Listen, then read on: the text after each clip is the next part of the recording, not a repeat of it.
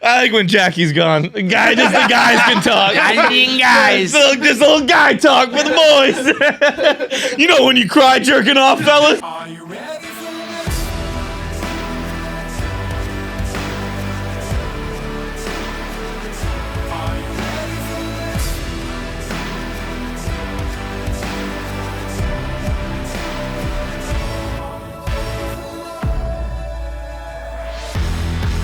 I'm angry hot. I'm physically hot. Oh, let's go. What's up? All right. The book's out. But that's a different thing. Fine, I'll fucking go right now. Let it rip. Shit. I overslept for the first time in forever today. What? Are we telling truths or lies? I think so. Yeah. Well, I did oversleep. I didn't oversleep, or I didn't oversleep a long time. I've been getting up like so early. It's so annoying. Okay. So I woke up at 9:34. I had to pack for this weekend, and I got no drip for my trip. I have 3 separate events this weekend. I gotta go to a Providence College basketball game tonight. I gotta go to a WhistlePig fucking meet and greet Thursday, and I got a bachelor party this weekend. And I don't have a single outfit for any of it. I mean, what are you doing? I've never had this happen to me in the history of my life. You're gonna be the worst dressed guy. I couldn't even tell you anything I packed. I hope everyone else dresses with so much drip for their trip at the WhistlePig event, and you just sit in the corner like Steven Glansberg with an ugly outfit. It doesn't make any fucking sense. Like there's. How do you not have clothes you like? Because the weather changed on me, Kevin. I woke up and by the way, we're in a new season now apparently. But that's only gonna last today. That takes fucking practice. Yeah, you gotta get ready. You got mental prep to get ready for a complete season change, a complete outfit overhaul. And here I am. The wardrobe is gone. And I got nothing. I was looking for. Do I even need a jacket? What about an overcoat? Oh, I can't fit overcoats. I got too many fucking pants. If I need a pants season, who fucking knows? It's a mess. It's a mess. It sucks. Luckily, I think I'll have enough time to shop in Boston on Thursday. But good news, we're back to being the gayest podcast. It's fucking nuts. It was like out and about, held the crown for about 48 hours there, but we're back. Yeah, now I got fucking no drip for your trip is a harrowing experience. No drip for my trip, Kevin.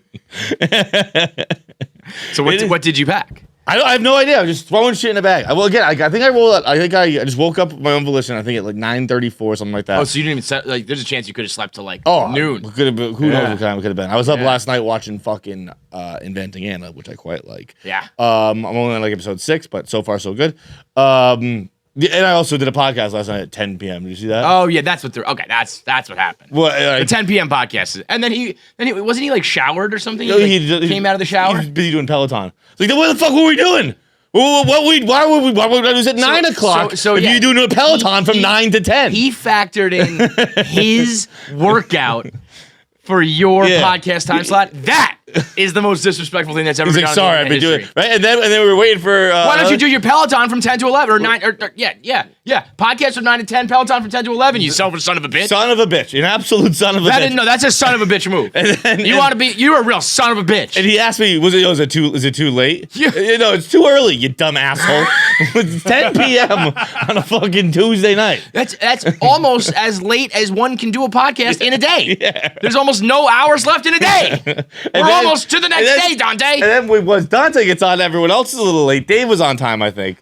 And then Colin, very nice guy, host, he was late. Who's Colin? Dante goes, why is he late? He goes, guess what? He just left the bar. He'll be here in a minute. I was like, what do you mean he just left the bar? What are you talking about? It's 10 p.m. on Tuesday. Why didn't we do this shit earlier? I will tell you what, man. These kids, these newcomer podcasters, they don't know the fucking game, man. They have no respect for the game. You're doing workouts. You're going to the gym. What? You're going to the bar. Wait, just don't do those things. Do the podcast first. Let's do the podcast first, so I can chill and watch Inventing Anna. Everybody do the podcast at like 5 p.m. and then you can do your bar and your gym and your TV. That's what people do after work. It's called work. Almost exclusively, those are the two things people do after work. You go to the work during the work hours so that you don't have to do the work stuff later. When he showed up shirtless with a shirt slung over his shoulder like Fabio on the beach, I was flabbergasted. I mean, that is absolutely flabbergasted. And what'd you do about it? You just did the hour and a half podcast anyway, didn't you? I did about an hour podcast. Yeah, I think I got done at 10:50. Sounds about right. I took one picture and remained silent until I got on my podcast. Don't think I said anything to anybody at any point. But let's I'm gonna roll that into another thing I got here. Another thing I remained silent on yesterday: watching the mugging. Oh yeah. Well, you're not a hero. You're not a hero. I don't expect anything else from you. It wasn't a mugging. Okay, Matthew Stafford. It was a reverse mugging. Okay, it was. I was walking home. I was walking by. Reverse mugging. Yeah. What does that mean? It was a man trying to get his belongings back. Oh, okay. It was a man. So I was walking by 7-Eleven on 7th Avenue. It's like by the Copper Still. Let's call it 7th.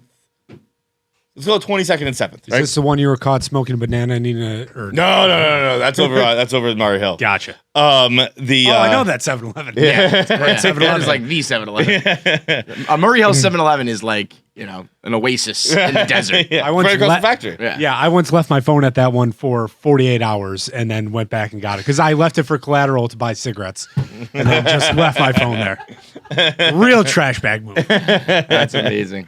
But so I was walking home, mind my own business, headphones in, no music playing, and I see some guy on the left side of me coming. At the moment I saw him, I was like, that dude just stole stuff, and he was white. And how old? He was like, I don't know, homeless aged, and he was doing a strut like this, and like he kind of almost like he looked like the Grinch. After the Grinch had just stolen all the toys, like he's tiptoeing tiptoeing out. out. Yeah, okay. And he was doing that down 7th Ave. As if his footprints on the sidewalk are making too much noise. Yeah, it was like he was slinking out of 7th Avenue, and then he kind of scurries aside me, and then I'm right on the corner, again, I think 22nd, and then someone chasing him takes the inside curtain, and he bumps me, and he hits me, and I kind of look over here. And is he homeless? Nope, this is a 7-Eleven employee. Okay. And he looks at me, he's like, sorry. And I was like, it's cool, it's a little bump, you're fine. And then he goes on chasing this dude who stole 2 Modelo 12-packs. It seems to be all he stole. So he's got 2 Modelo, he's still tiptoeing.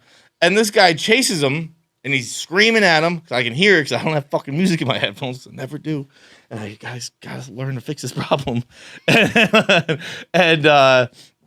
and he's like grabbing the guy. He won't give up the Modelo's. He's looking at me like, bro, you just gonna sit here and watch this? I'm looking at him like, bro, are you just gonna fucking get mad about 2 guys stealing 2 Modelo's from you? And he won't. The guy's kind of swaying and they're kind of like going like this. And then he pushes the guy. He falls. And then they get on top of him. And he starts rolling around. And he's looking at me again like he's like dude, almost as if the apology has bought my loyalty. And I was like, dude, I'm not coming to fight a homeless man. I'll give you $20 if that's what you want. Like, I'll pay for the fucking beers. What? But why are you wrestling? You work for a major corporation, bro. And he stole, I don't know, $26 worth of beers. I'm almost certain 7-Eleven is one of those places where they tell you don't get involved. Absolutely, guaranteed. Absolutely, it was almost like the guy when Rappaport filmed someone. You just let those people steal. Yeah, he stole from Walgreens. I think they'll survive. He stole $20 worth of shit. It's fine. Right. 2 cases of beer, not a big deal. It does make you feel though, like I think they let homeless people steal 2 cases of beer. But it got me thinking. I remember being like, what if I'm like 25 years old. I was like, what if I just steal these beers? I think they would stop me. You know what I mean? You think so? I do. I feel like it's like, because I think they would know. We were told very clearly. As soon as they get up, you can do stuff like be like, can I help you with the bags for that? Or yeah. You know, it goes great with that maybe product. They would call me out on it and just bank on the fact that I would, freeze up like a little bitch. Yeah. But I still feel like if I were to try to run out, they'd be like, you're an asshole. You can afford, you can pay for these beers, you dumb dick. I can't. But either way, there was a video from. You know what he ended up doing though, which I think was this. I tip my cap to. Ended up being real genius, dude. He threw a shoe at someone. Who throws a shoe? Honestly, I don't know whose shoe it was, but I'm gonna guess though. I'm gonna guess it was the homeless guys. That one would probably come off easier if I had to guess. Probably. And he just threw a shoe at him as the guy ran away. But what he did before the guy ran away. So the 7-Eleven guy is running away? No. I think the homeless guy was running away sans shoe. Oh, and the guy threw his own shoe back at him. Threw his shoe back at him. Yeah, that's not great. Actually, it had to come off in a tussle. That's how you lost the tussle. But what he did, which is kind of sneaky genius, was not something I do, and kind of a dickhead move. but also sneaky genius, was when he realized that this homeless guy was willing to wrestle in trash for these beers. Not to mention you're just wrestling like a homeless. A homeless guy, yeah. It was. Filth on him. It was. I couldn't believe my eyes. Yeah. And he, when he got up to run away again, the homeless guy, he fucking just pulled the back of the beers, so they all just dumped out. Smart.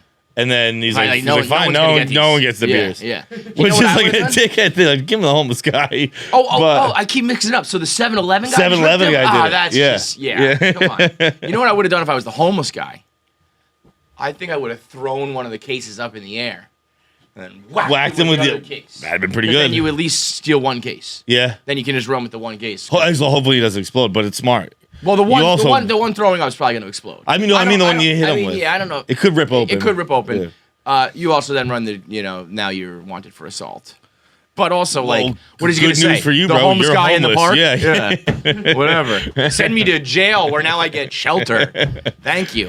But it was also like, as I was thinking, I was like, this is like with the Rappaport thing, where like someone could film this and be like, New York's going to hell. Like, oh, yeah, because someone stole fucking $26 worth of beer from a major company. There was a video in my mall, the Westchester Mall, which is up in Westchester County, obviously, and it's a pretty bougie one. And they robbed the Louis Vuitton store, and they just ran up in it and like grabbed all the shit off the shelves and grabbed shit off the mannequin, and then ran out of the store. But they're in like an indoor mall. You'll see the security guard in a moment. He's just chilling outside. Yeah. Just straight chilling. And the employees are struggling. There's a tussle. They're ripping things. They've got masks on. I don't know, maybe like ski mask. And then they just run, and then they just hop on the escalator. They just like slowly go down the escalator. And the security guards in the mall dress like, look at him just chilling. The security guards in the Westchester dress like state troopers. Yeah, that's exactly what it was. And he was just like sitting there just absolutely chilling. Because the only security who like will ever do anything is like private security, like bodyguard security. Yeah, otherwise, like you former Marines. Yeah. Otherwise, you're just like a people, high school educated. Like I need an hourly wage. Like I'm just here to you're a deterrent to people who don't know the rules. The only because security... I would walk in there and be like, oh my god, there's security there. Yeah. And not the scumbag thieves are like, that guy doesn't do anything. The only security that does anything is the security that wanted to be a cop but couldn't pass the mental eval. Right, and now they're crazy. So you do run the risk. They wake up every day looking for a firefight. But you do run the risk of that. Because what if you stole, like, what if you're like, all right, these guys that, they only get paid $10 an hour, they're not going to fight me. But you pick the guy who's like, I've been waiting. The guy's like, actually, I pay them $10 an hour to be here. Hey, and then all of a sudden you're fucking dead, dude. I mean... What do you guys think about finding this homeless guy, bankrolling him, suing 7-Eleven, say he hurt his neck? There you go. And then we take half. Split the profits. Wow. I'll pay for some legal fees. He was in a hood. He was in a winter jacket with a hood up. I do believe ultimately it would be more difficult to find than expected. But he'd have one shoe. So, although maybe he's recently acquired it, others come into some money. If there are any one-shoed homeless people listening to this, you could be compensated for damages for mesothelioma. Call 1-800-KFC-RADIO. Today's episode is brought to you by Felix Gray. 5 years ago, Felix Gray glasses. They said we're going to set out to create some eyewear to help out with daily screen time. I got a message the other day. For the first time ever in my life, my screen time was down. Really? Yeah. Probably because half the week I was in Vermont. So it was down 26%. I was like, okay, yeah. And then I was like, wait a minute, that doesn't count. But because normally I'm staring at a screen until my eyeballs bleed. And that's why I rock my Felix Gray glasses that filter out the blue light. Their lenses filter 15 times more blue light. That is the stuff that puts the digital strain on your eyes. So you start to sting, you start to water, eventually you can hurt your eyesight. You could probably go blind. I'm pretty sure we're going to be a generation of blind people in about 20 years. Yeah. I think we're going to be it's not going to be good. Whatever's going to be happening in 20 years is not going to be good. Everybody born in the 80s is going to be blind and infertile. Yeah. Whatever Earth looks like in 20 years, I don't think I need to see. Cash out, please. Thank you. Did an interview with Gary Vee talking about, how we still have so much time left on Earth. No, we don't. Hopefully not. I don't want to be here for 20 more years. A lot of things go right. But while I am here, I do want to have eyeballs that work. And so I'm going to rock these Felix Gray glasses. at felixgrayglasses.com/KFC. That's FELIXGRAY glasses.com/KFC for free shipping, free returns, and free exchanges. Get those glasses today. You know what I forgot to mention this morning? I guess it was implied with when I said what time I woke up and what time it is now. This is my first time not showering in the morning, and I couldn't even tell you how. Luckily, I did shower last night. Bro, you I was going to say yesterday it was so hot late. here. I left here just like slick. Yeah, it was disgusting. I worked out while I got home. It's hot. I'm sweaty. I'm itchy. Yeah, and now, and guess what? I have to travel yet later. I have to go on a train later. This is the worst day of your life. And I have to go right to a basketball game. This is the worst day of your life. It's not gonna be fun. Why don't you shower here? Go to that one shower. God, no, thank you. I don't think you have time. Yeah, yeah. This day sucks. We don't leave for 6 hours. I don't think I have time for a shower. Really, We have podcast interview, leave. Brutal, man. Yep. And then you go to a Providence basketball game, which I know is your favorite thing in the world. I'm going to a. Are you going to dance Taylor Swift cover band concert? And then are you going to do that like at a timeout and then just leave? They only do it once. Right. No, I'll be there. I'll be there till the end. Dude, I'm a fucking fryer. I'm You're an a friar. alumni. You are. I'm an alumni. There's a chance, like, I didn't even put that together. Excuse me. Sorry for having some school fucking pride. is there a chance they storm the court tonight? No. Who are they playing? Xavier. Yeah. Okay. I'm gonna convince people too. you being a The last event I was at, by the way, I went to a Bruins Rangers game. I heard behind me the most explicit case of mansplaining in the history of the world. It was honestly impressive. It was. I believed in mansplaining, but I've always kind of thought that like that guy's just a dickhead, and he'd be a dickhead to everybody. Yeah. And you happen to be in his mansplains to crosshairs men, right women, now. children, He's a everything. fucking annoying asshole. And there's also no way you can really convey that message without mansplaining it. Yeah. So it's one I've harbored pretty closely. I mean, I've dropped it. I've tiptoed around it. It's like sometimes you need to explain things, and I happen to be a male. I don't know what the fuck you want, man.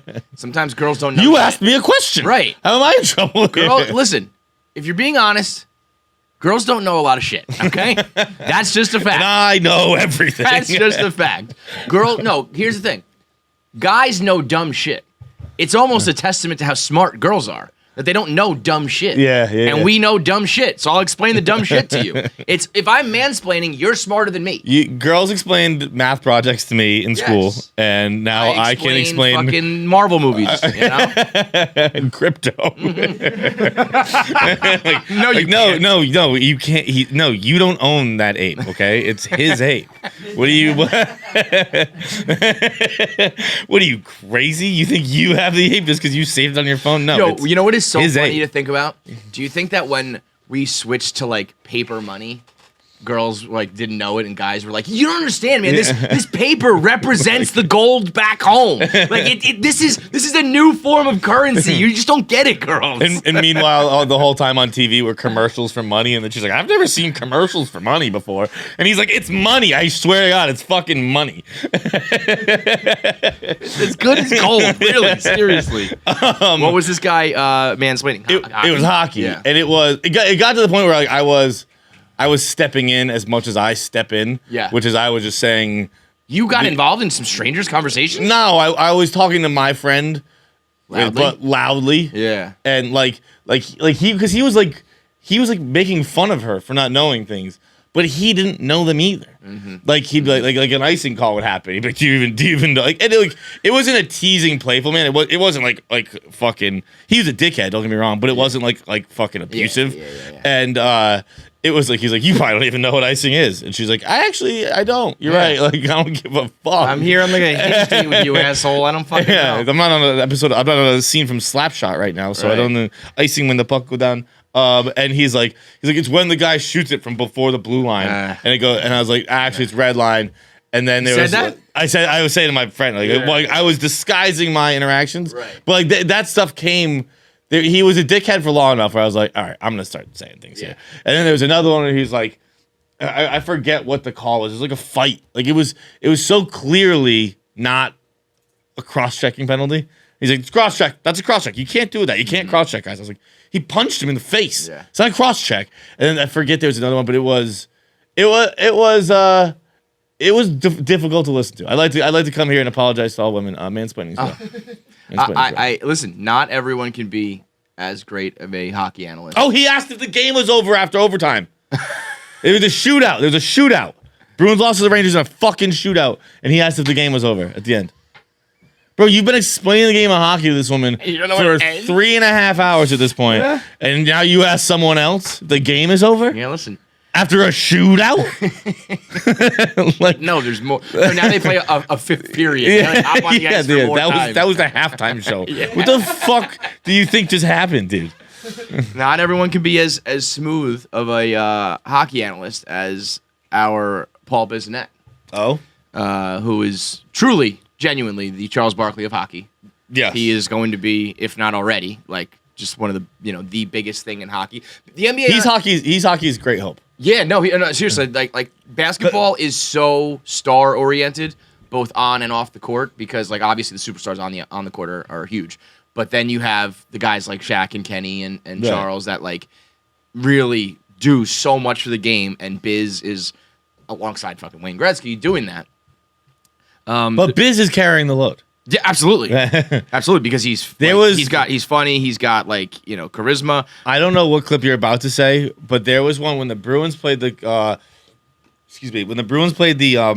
I don't know, it's called a month and a half ago when McKinnon got hurt in the first period, and then Landeskog, it was a clean Taylor Hall hit, and then Landeskog spent like the entire second period trying to get Taylor Hall to fight him, and the Avalanche ended up going down 2 men. Bruins went up 2 goals. And after that period, they were talking to Biz about like, why would you do that? Like, why would you consistently try and fight a player and rough a player up to the point where you get a bunch of penalties, you go down 2 goals, you probably lost the game, and like, what's the point of it? And Biz was like, I don't want to speak for another guy's mental like motivations, but here's the deal: like, it's a game in January. Landeskog's the captain. What you want to do is you want to make sure that your guys know you're going to protect them. Your guys are your guys. You also want to let the other team know that this is a tough place to play, and you build that culture in the locker room. Like, no matter what, this is our house. If one of our guys gets hurt, this is a tough place to play. People pay for that shit around here. If you lose a game in January, so be it. Whatever. But that's a game you sacrifice to set that culture, set that tone. Landeskog gave an interview after the game. Said the exact same shit. It was fucking like he was quoting Biz. Word, yeah. It was crazy. Like it was, and Landeskog admitted. Knowing those guys, you probably watch the clip before it went out there or some shit. He admitted it. And he's like, it probably was a clean hit. Like it was a freak accident because it was like, but still, Hall hit him and like his own stick hit him in the face and busted his face open. And he's like, he probably was a clean hit on second watch. He's like, but we got to make sure it's a tough place to play. See, that's the thing. So Biz is like a savant like that. Yeah. It's like Manny Ramirez. Like he just knows the sport of hockey. He also reads at a 3rd grade level. Oh yes. Last night, there was a clip that Spittin' Chicklets posted, and Biz said, "Oh my goodness, look at that wingspan, like a pterodactyl." How do you think Biz? Let's play this game. How do you think Biz spelled the word pterodactyl? Oh, wow.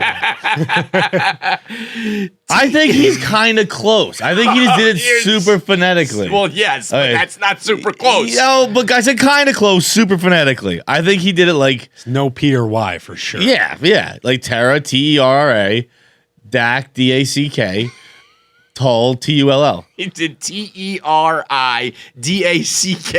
T-E-L.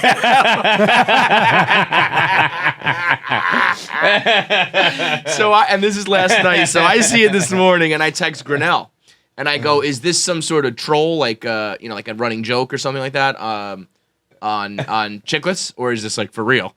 He goes, "Oh no, it's for real." And then Grinnell goes, "I got to be honest, I'd probably spell it the same way." Sends me a screenshot of him Googling it, and he goes, "Silent." Can you spell it the real way? All right, I definitely knew about. Yeah, here I am talking shit. And I'm like, I don't even know. I knew about the P and the Y, so that's like if I feel it's hard to fuck up that bad from there.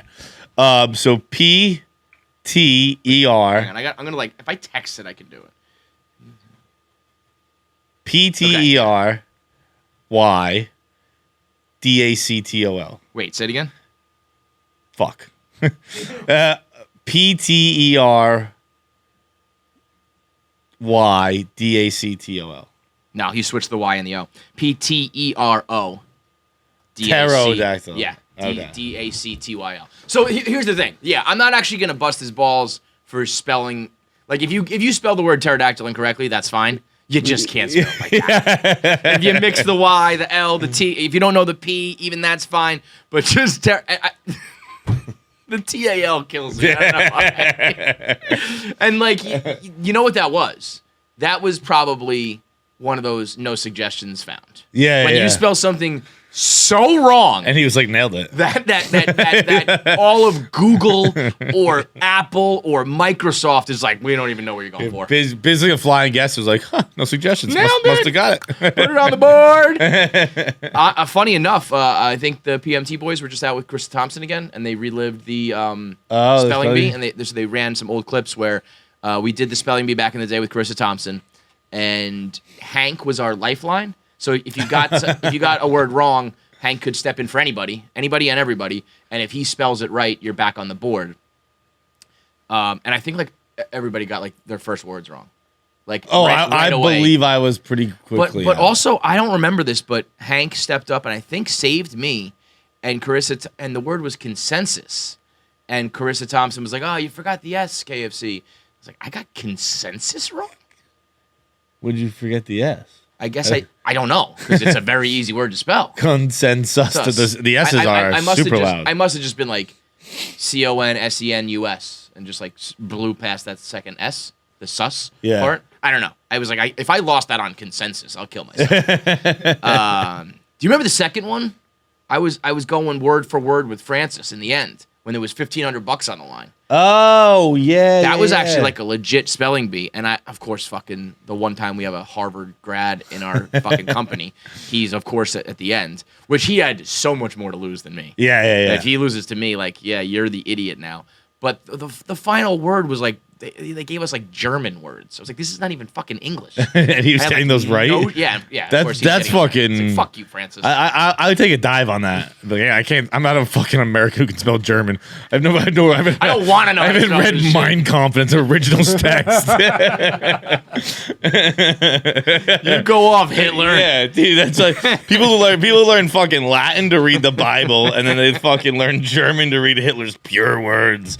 I'm all set. Oh, while we're talking about words, I meant to say this on the last podcast. I think there was a little bit of Wordle dissension in the beginning, but we've reached full blown Wordle. The Great War of Wordle is coming. Well, it has come. See, I'm back on Wordle. Yeah. Okay. But so first of all, the people who are on the New York Times has ruined Wordle.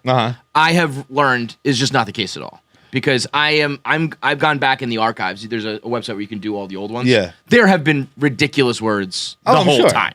So the New York Times, I'm pretty sure, didn't change anything. Yeah. I don't think they touched it. They just no, the guy handed over the list. Yeah, because he has a script written with 2,500 words. Yeah, he auto-generated, so he's like, it's already there. And some of those early words, I'm like, oh, we would have been screaming and yelling about these. People who are mad at the New York Times, just look in the mirror. You're dumb. You're not getting the words right anymore. And you're mad about it. Tom Scabelli is mad that he's losing Wordle now.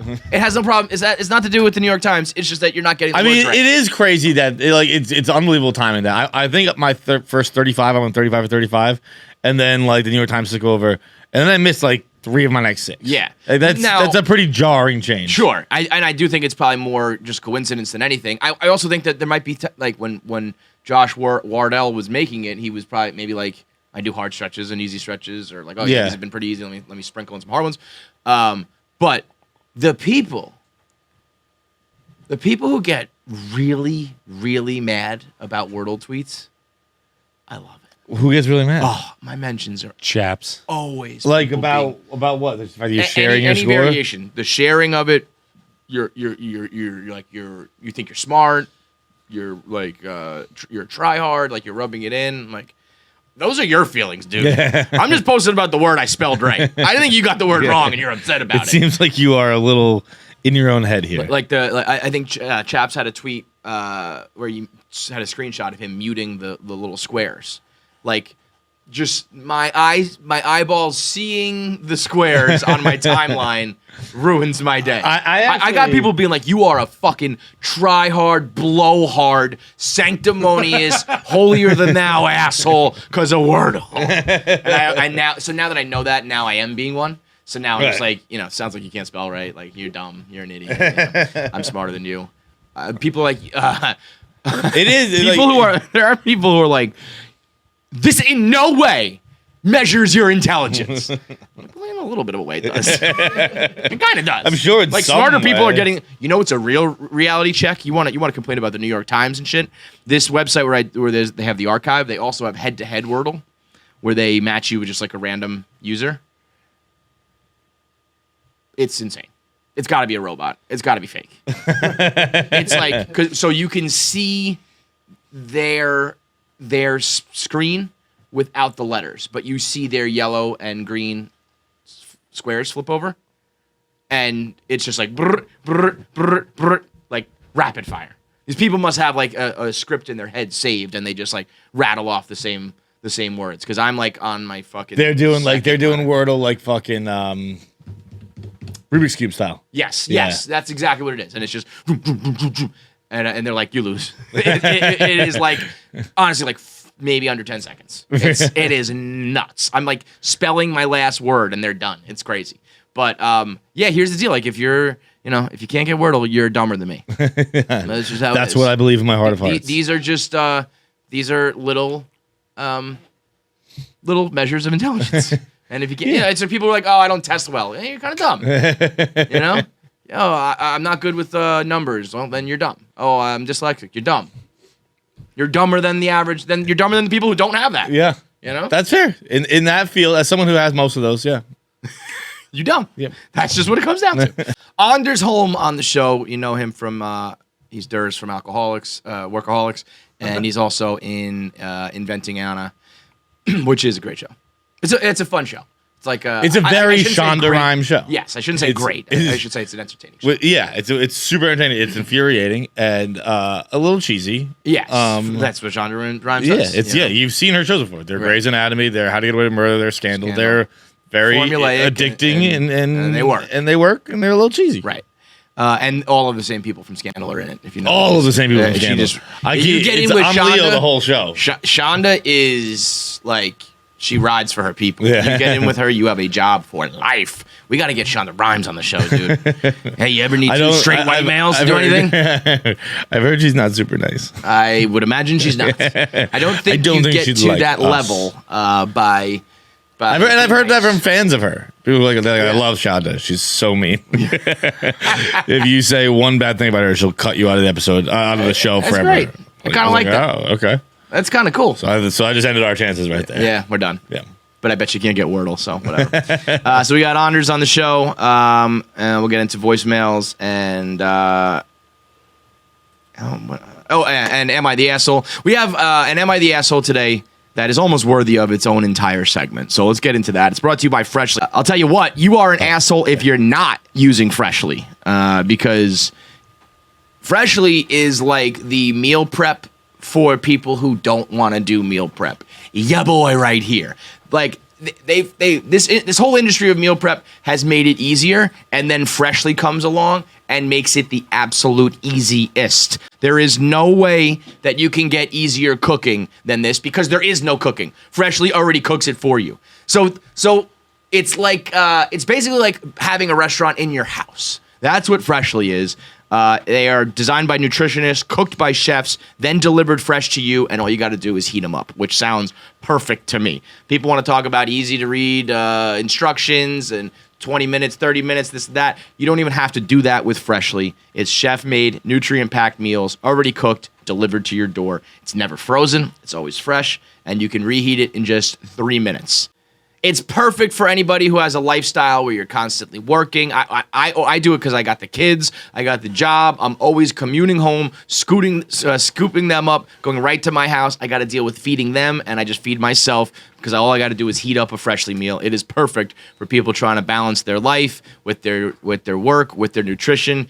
and it keeps you well fed and happy. They got steak peppercorn, multiple sides. It is quality food that gets delivered freshly cooked. Go to freshly.com/KFC and get $40 off your first 2 orders when you go to Freshly, FRESHLY.com/KFC. Skip the grocery shopping, skip the cooking, skip the dishes, and just eat the meal. Freshly.com/KFC.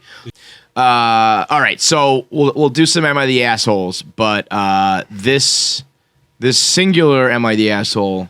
I intentionally don't know this one. I saw you send it. I started reading it. It's like 4 different screenshots. I got to the second one, and it was starting to make sense. I was starting to put it together with other tweets I've seen. Bro. So I was starting to figure out the story, and I was like, fuck it. I don't want to know the story. I want to hear it. Buckle in, baby. Okay. Buckle in. This is actually from Reddit, True Off My Chest. So I guess this is more of just this girl just had to fucking confess, I guess, here. And this is what's crazy. The title is I Ruined My Mom's Life and Reputation. Mm-hmm. Now keep that in mind when you hear this story. It's long, buckle in. She is 40-year-old female. My dad, 63 male, and my mom, 60 female, have been married for 43 years. I have 6 siblings, 42, 38, 34, 20, 20, and 18.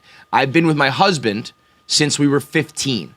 I got pregnant at 17, and we moved in with my parents. I gave birth to my now 22-year-old daughter when we got married at 18 shortly after. My dad's father passed shortly after our wedding and left his ranch-style house to my father. My grandparents built a house next to my parents when they retired. My parents decided to let us live in this house and told us that it would be my inheritance. My husband and I had no issues with this. We went on to have a 20-year-old, a 14-year-old, a 5-year-old, and I'm currently 7 months pregnant with my last boy, due in April. So this is some sort of wacky, Mormon family or some shit. Everybody's living like right next to each other. I thought I had a good marriage. We were intimate more than twice a week. We went out on date nights. We bought each other gifts. We didn't fight. My entire world was shattered on New Year's Eve when I returned home from a girls' trip I had taken with some friends. I walked into my bedroom to find my mom having sex with my husband. My mother screamed at me to get out of their bedroom, which really shook me up even more. Unfortunately, my oldest daughter was also home in her bedroom across from the house getting ready for a party. She ran out and witnessed my all but a bedsheet naked mother run out of our house next door to her house and slam the door. My daughter was devastated and went to my sister's house. I asked her not to say anything until I first talked to my husband. I asked him for the truth. He told me that my mom seduced him when we were 18 and living in their house. They had been having unprotected sex at least once a month for longer than we were married. I ran the math and was horrified because the timeline meant that my twin brothers and youngest brother could be my husbands. I immediately called my dad and told him to come to my house without my mom. I made my husband confess, and my dad was devastated. He and my mom were high school sweethearts, too. Needless to say, we could hear my mother screaming from the house when he confronted her. I told my oldest sister... What's she screaming about? Right? I told my oldest sister, and she and I decided to have a party for the whole extended family, and we invited my ex's family as well. At the party, I had my 22-year-old daughter take all the kids to the basement and put on a movie, leaving only the adult children and siblings, and I told them exactly what they had been doing. Most of the family's on my side, except my 3 youngest siblings. They all say I'm an asshole for dropping this publicly. Word got out, and my mom's best friend, who was on the leadership at my mom's church, called me to verify. My mom has since been let go as the children's pastor there, and she claims I've essentially ruined her reputation and life. My dad kicked her out. Now she's living with my 38-year-old sister. And lastly, my dad insisted on a DNA test for the 3 youngest boys before he considered doing anything with their marriage. That's crazy. The twins are my husband's bio children. I've since kicked him out, and he's living with his parents. Wait. Yeah. The twins are my husband's biological children. Why are you calling them bio children? Yeah, biological. So, just say kids. Just say children. Yeah. Yeah. So my father and I are discussing... There's no way to confuse that. Like, my brothers are my husband's children. Like, what do you mean biologically, or how else? My father and I are discussing me moving into his much larger house and him selling my grandfather's house and him giving me the money to buy a new house somewhere else to get rid of the memories. My husband is appalled and furious that I proved he is actually about to have 7 kids instead of 5, that I'm going to be taking half his business away from him. My husband started his own HVAC, yada, yada. Businesses are split 50-50. Inherited assets are no longer subject to the split because of the divorce. My mother is not likely to get any alimony. I mean, it goes on and on. My twin brothers, one of my sisters, and my ex's family have gone no contact with me. She says she's developed ulcers and digestive issues. She's going to therapy, obviously. My 14-year-old knows why we're getting a divorce. She's so angry at her dad. I struggle sending her to his house on the weekends. I told my kids that it's okay to love their dad, blah, blah, blah. But, yeah, I mean, it continues to really go on and on. So the too long didn't read. My mom fucked my husband for 22 years, got pregnant with twins, continued the affair until I caught them in bed together on New Year's Eve when I was 7 months pregnant. I publicly exposed them. The mom lost her job, the marriage, and is now homeless. Dude, there's so much I don't get about this, but my biggest confusion is like how you get away with it for 20 years when you're just fucking in bed. Like you live in a compound. Right. And you're just fucking in each other's beds. I mean, I guess it's, they probably just had a very scheduled thing. Like, the way that they said once a month or every month must mean, like, she goes somewhere every month. You know what I mean? Yeah. Like, she has a monthly trip, and like, every time we just fuck. This time she just happened to come home early? Like, it seems like she just came home from work. It was like 7 p.m., right, she said? Yeah. No, it was a New Year's party, which is even crazier. Oh, yeah, fucking at the party? Like, fucking at a party, you're always subject to someone walking in the bedroom. That's why you fucking a party. You hope someone does. But there was another line in there that stuck out to me. It was like, since my husband was 18, she seduced him. Seduced now implies, like, nefarious doing. Yeah, like, a little bit. Like it's not like forcing, but it's like coercing in a way. Yeah. Like you walk in the room kind of being like... Seducing is no longer sexy. Seducing is now borderline problematic. Where it's like, he seduced me. Like, ew. It's like, I walked into this room not planning on having sex. I walked out having sex. Yeah. Which is like probably the very definition of the word of seduction. Yeah. But it's more like used to mean pheromonal and spiritual, not spiritual, but like I can't resist you. I think it used to mean like I walked into this room not expecting to have sex, but this person swept me off my feet. My hormones are going crazy. Yeah, like I met the one, and I have butterflies, and we just did something spontaneous. Now, spontaneous means like you raped me. Yeah. Or seducing means you raped me. But and then I feel like that's like her kind of excusing the husband, where like he was seduced at 18, and that's another thing we do a little bit, where it's like she's been grooming him since he was 18. Like 18's enough, bro. You don't want to tell me what no one was grooming me at 18. 18's your sexual prime, huh? Come on, bro. 18, I was fucking. Yeah. Some hot old lady rubbed up on me at 18. Yeah, I'll fuck her. That's what it's straight out. It's I'll fuck you for the next 22 years. Some hot older woman made you fucking squeeze her boobs. Shut up about it. I had a funny conversation with my dad. I told it on Kevin Clancy's show quickly. I got a flat tire in my car the other day, so I'm outside with my dad, and we're changing the tire. And he was like, the last time we did this, because I said something like, I don't think I've ever actually had a flat tire. And he was like, no, there was one time, like way back, me and you did this. And I was like, really? I remember that. He goes, oh no, I absolutely remember it, because it was when I asked you if you were having sex with your girlfriend. He goes, because I asked you if you. You don't remember this? It kind of came back. I remember the conversation, but I don't remember. I think we were doing something else on the car, to be honest. So that's what I think we got. He thought it was a tire. I think it was something else, but there was something car related, because I remember being outside, like in the driveway with the car. And he goes like, yeah, because I remember I asked you if you were doing your girlfriend, and he goes, you didn't even hesitate.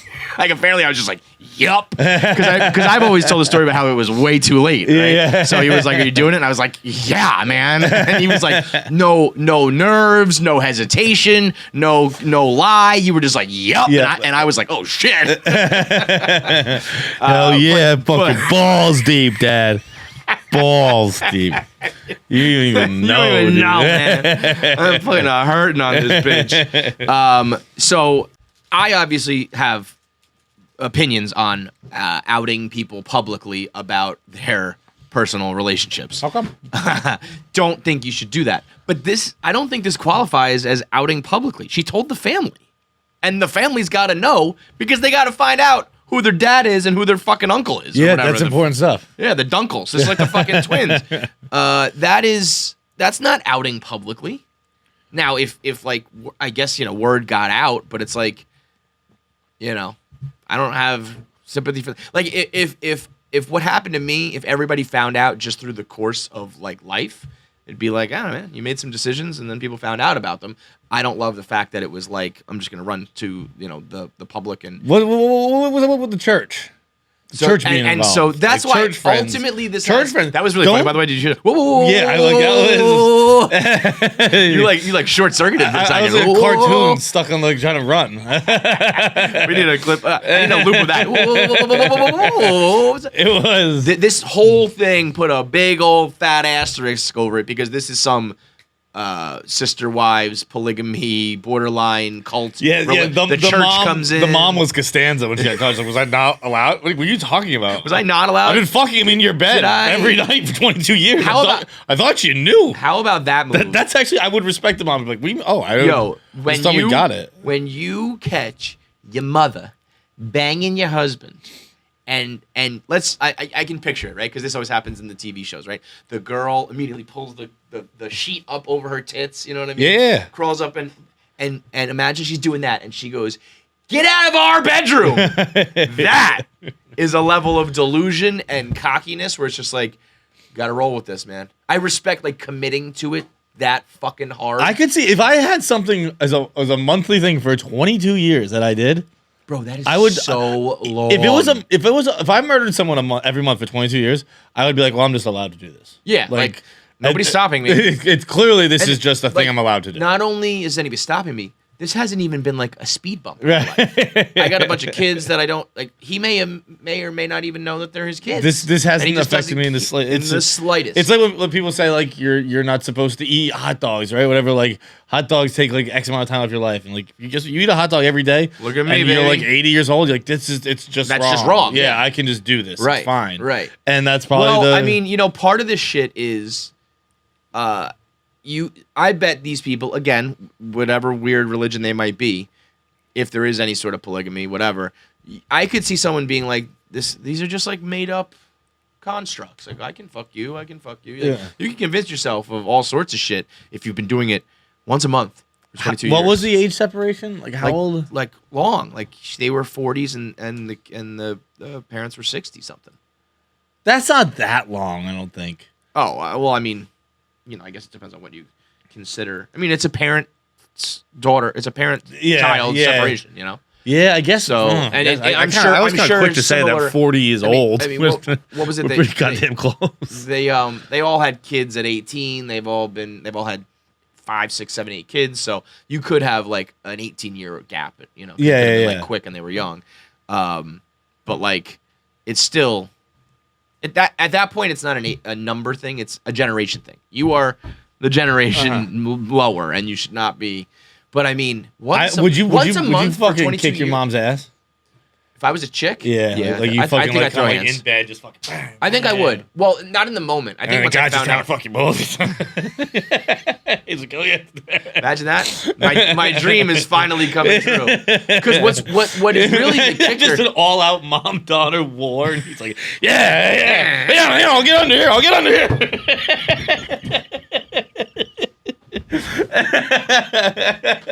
The two hottest women in his life he's ever seen. She's pulling hair, turning behind. Yeah. He turns into Phil Dunphy. I got Gloria. I think once I found out it was 22 years once a month, I think that's when you throw hands. In the moment, I don't know. I mean, the shows up outside her house with her and the rest of his siblings, like fucking West Side Story. Like it's time to brawl, mom. Well, also when she says, she was like, most of my family's on my side, but my 2 cousins, my 3 sisters, their kids, and da-da-da. I mean, you have an 11 on 11 here. You can play a full fucking Pro Bowl here. What is really wild is how she was like, we fuck a couple times a week. We go out. Like, usually it's like, yeah, your marriage sucks. This is like, partly to blame because your relationship went down the tubes 20 years ago. But this is like, this guy's just living. Her mom's just got that wet puss. And that's the thing. Like, that mom's probably hot. That mom probably does some kinky shit. Oh no, disagree. I think this is just fucking. This is because they're religious. No one's hot and religious. So like religion is something you become when you're ugly. Like you're like, all right, I guess I'll find God because like there's nothing else. Because I'm not gonna find any other guys. Right? It's like fucking. Bro, that's a funny line. It's like how like religion is what you become when you're ugly. Like academia is something you find when you're not athletic. It's something you fall back on. You fall back on religion. You fall back on tyranny and fucking shame when you're not a hot person who just go like because you gotta give yourself a reason to not fuck. Yeah. You gotta be, I'm waiting till marriage. No, you're not. Nobody wants to fuck you. No one wants to fuck you. Yeah. Dude, there aren't fucking hot fucking religious people. Get the fuck out of here. They wear fucking burlap sacks. What? They wear their clothes, the way they dress. That's not how a hot person dresses. Anyone who's I'm trying to think. I mean, I'm obviously we're generalizing, but I'm wondering like because you'll also get the like. I'm not talking about like I go to church sometimes because my parents. That's how I was raised. I'm talking about religious I'm talking like fucking cult like people, yeah. But I also could see, there's the girls who are like, I'll fuck in the ass to save my virginity. You know what I mean? Yeah, that's so, good, like, but that's because those people are still in high school. They're still living under like their parents' roof. Like they'll get to college and they won't be hot in high religious school, bro. anymore. Dude, like BYU people are fucking. They just don't fuck. Yeah, they just don't fuck. That each is other. so insane. They're a fucking. I mean, I guess there's some hot people there. Yo, do you want to? And they just don't fuck each other. You know, crazy. You know what we should do for the vlog one day is that thing where you go under the bed and push the mattress for me. Okay. That'd be so wild if we did that. Just and it's while someone sits on you or while I put it in, or maybe I guess it probably would make more sense. The guy is on his back, girl's on top, but whatever. I think it's missionary or on top. Guy or girl on top, and you go underneath. Bro, and put your feet up. I would edge you guys so fucking bad. But okay, that's the thing. I agree. I'd be like, say when you're close, like almost there.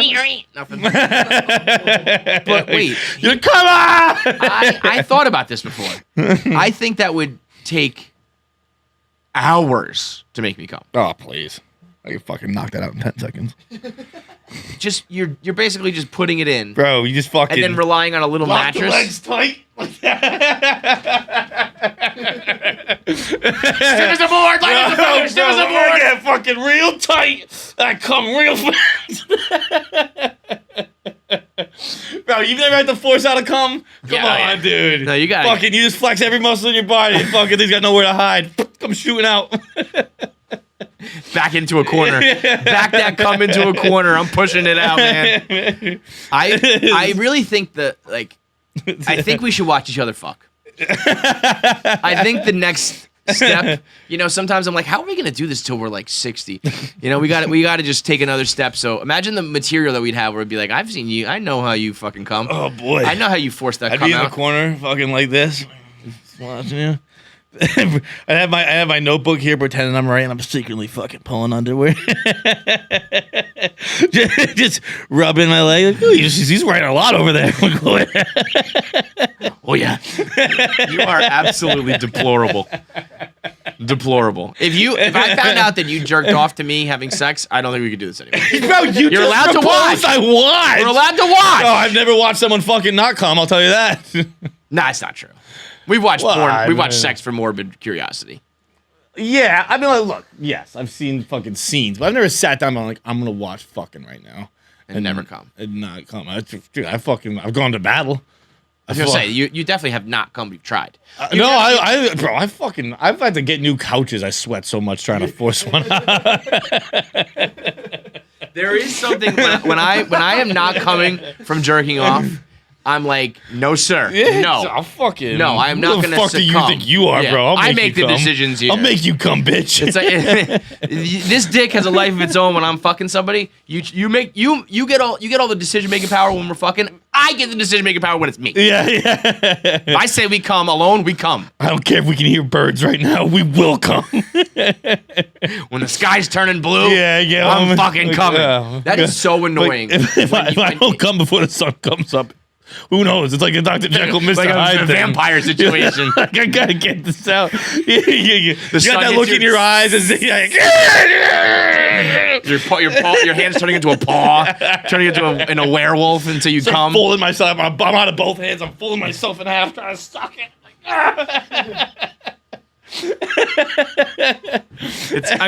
The cum is literally poison. I wouldn't be surprised if one of these days I turn into a fucking werewolf because of my cum. Bro, I've been fucking jerking off so hard.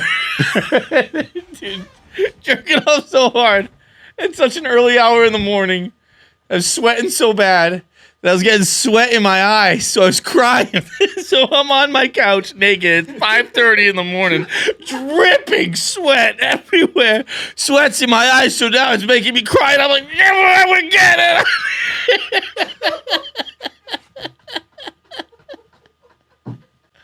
I mean, that's just happened, dude. That just happened. You ever been covered in 3 of your own bodily fluids?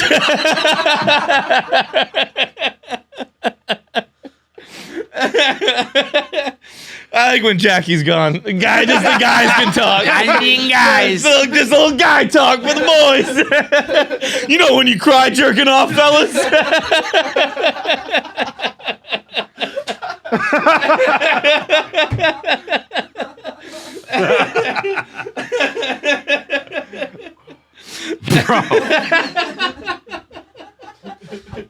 Bro. First of all, we're putting out a poll. How many bodily fluids have you been covered in? 1, 2, 3. And we can maybe throw a fourth in there if you're bloody. Yeah. If you're ever bloody, crying, sweaty, because you could be crying because of the blood, you know? That's unbelievable. Second of all, God damn it.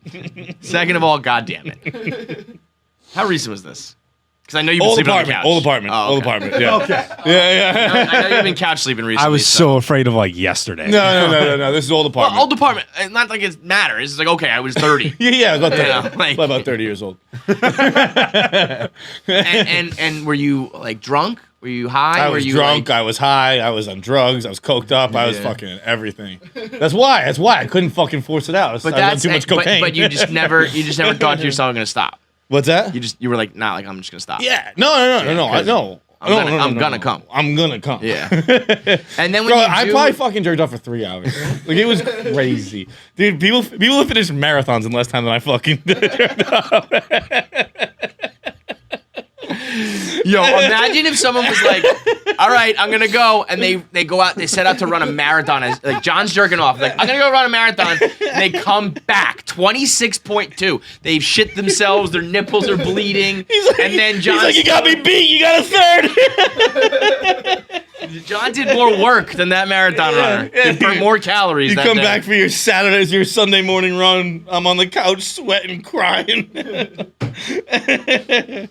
Who you been? And your dick hurts so much after that, doesn't it? Dude, it wasn't even my dick. It was my arm. Arm, yeah. My arm was Did you switch? Bro, no, I didn't switch to switch. I had to keep the momentum.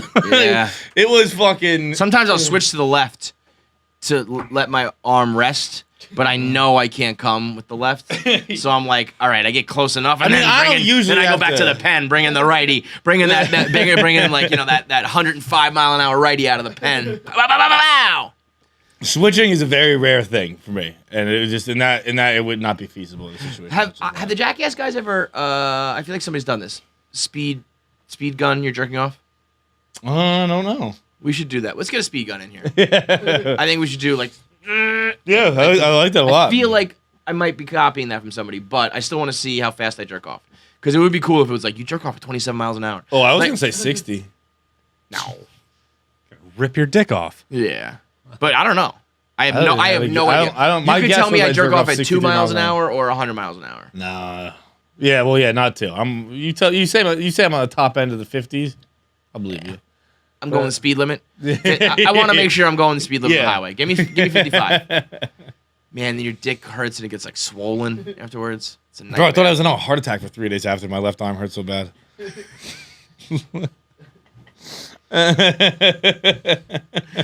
Oh my God almighty. Anyway, here's the deal. Anyway, religious people are weird. Yeah.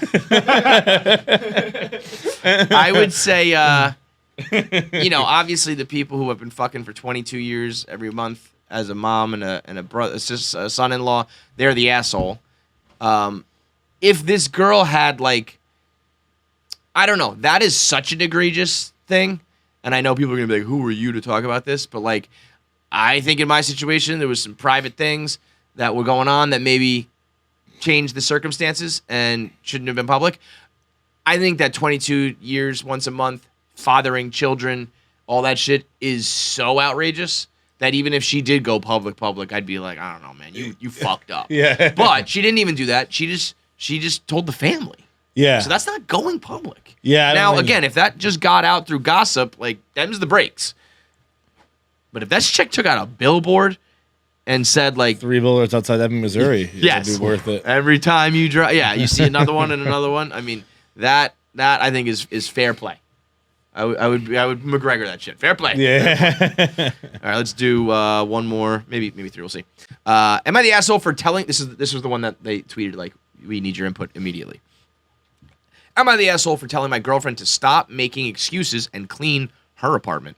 22 male, my girlfriend 19 female. Is it crotchets or crochets or what? Crochets. Crochets a lot, and I've encouraged her to start like an Etsy shop or something, but she hasn't. That's a funny line. Start like an Etsy shop or something. I don't know, bitch. The issue is that she spends all this money on yarn, even though she always buys the really cheap rolls at Michael's. It adds up. Instead of making something that someone would actually want as a gift, like a dishcloth or a blanket or a sweater, she chooses to make these dumb little stuffed animals. The other day, she finished crocheting a 13-foot-long dachshund. Yeah. So she had these blankets and shelves of these stuffed animals that she refuses to give away or sell, but she also hardly uses them after they're done. The other day, she was hanging out around her apartment, and it was a mess. She claims her roommate made the mess, but I guess she was just hanging out in it. Instead of cleaning it, she's crocheting. When I brought up the mess, she said her roommate would clean it up, and she proceeded to pull out this binder full of Polaroids of her finished project and each of their names and was talking about them. I couldn't stand it, and I snapped, and I told her she needed to focus on cleaning up and that I didn't care about her toys. She said her roommate would, and I told her that she's acting like a child. By the time I left, she was crying. It's been almost a week now, and she's not answering my messages. Okay, I'm so confused here. She spends all her money on yarn, and she just makes stuffed animals. She made a mess. What I don't understand is 13-foot. This part right here. She has blankets of shelves and these stuffed. Oh wait, no, where is it? Where she said uses. Yeah, she hardly uses them. I guess you can use a blanket, but how do you use a stuffed animal? What does that mean? I mean, when I was 13, I tried to use a stuffed animal many times. That's how I ended up crying and sweating 3 hours later. Only psychopaths use stuffed animals. Like fucking people like, this is mine from when I was a kid. All right, so you have fucking weird issues with your parents. I think girls can do that. I know girls who have like a little stuffed animal. I know girls who do. You think they're weird? Of course they're weird. Girls, it's weird. You can be a normal person with weird things. True, but like I just think girls. I just told a story about jerking off for 3 hours. It's a weird thing I have. This is weird thing I have. This is a weird thing. But like if you having a stuffed animal, wildly different than if Jackie told me she had a stuffed animal, I'd be like, whatever, you're a chick. Yeah, but I would be like, you have some weird dad thing. It's like it's a weird connection to childhood. What do you think is wrong with Jackie? Gotta have something wrong there, right? No one tell her. I mean, she's out of her fucking mind. I think Jackie makes the most sense out of almost anyone in this room. Well, you would think. I mean, you don't get called a female Feidelberg without having some weird shit that went on. It seems like she comes from a loving family, but Jesus Christ, something's up. This is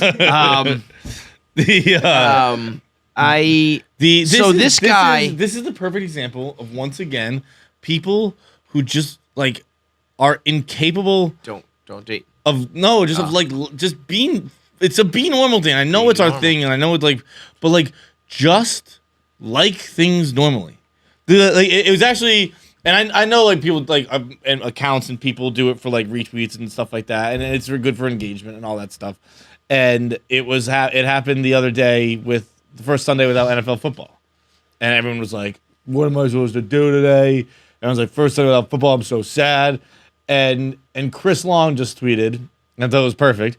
He just said something like, "Hey guys, we all miss football. You don't have to pretend to like it more than you do. Like you miss it a little bit, right? It's not here. It's things. Be nice to watching football." Yeah. But like I forget what his exact quote was, but that was the sentiment, which is like, look, I like football. Just calm down. That's okay. Yeah. Like it's not here right now. That's okay. Yeah. And like, did you see TJ Watt talking about Jersey Jerry? Yeah. He said, "I don't know whether to take you out to dinner or get a restraining order on you."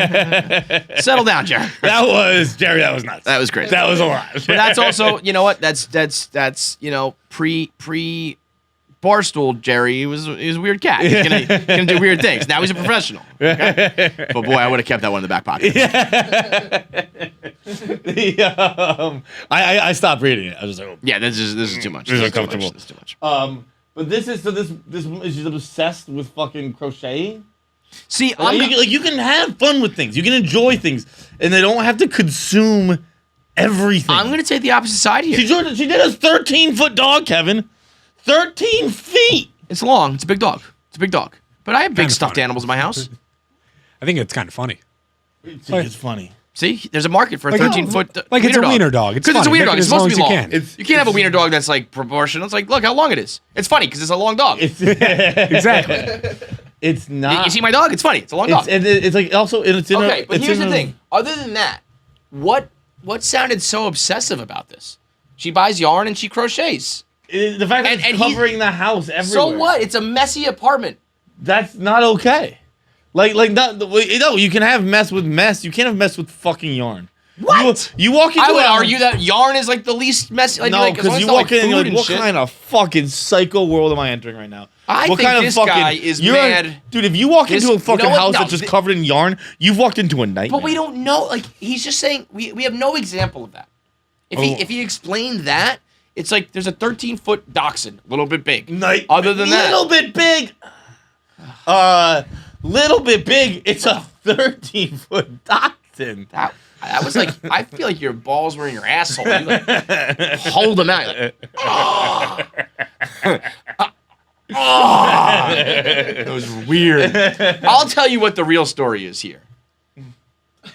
It's a 22-year-old and a 19-year-old. You hate each other deep down. Just break up.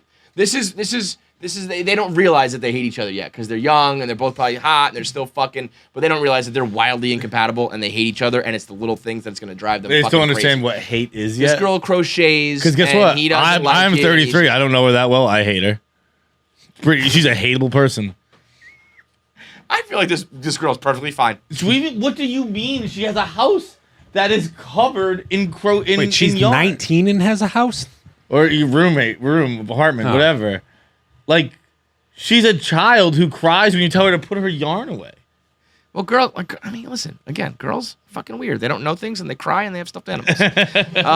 But like he didn't even describe how it's just like he said it's a messy apartment because there's yarn everywhere. It's like I guarantee that dude's apartment probably covered in sweat and tears. I'm sure he's living in a gross fucking spot too. Dodge Dodge Automotive is looking for their chief donut maker, which is a year. Not what you think. No, yeah, I was like donut. I was like gassed up about it. We're doing some sort of donut thing. Cool. Oh, it's like crazy fucking activity. No, I'm all set on that.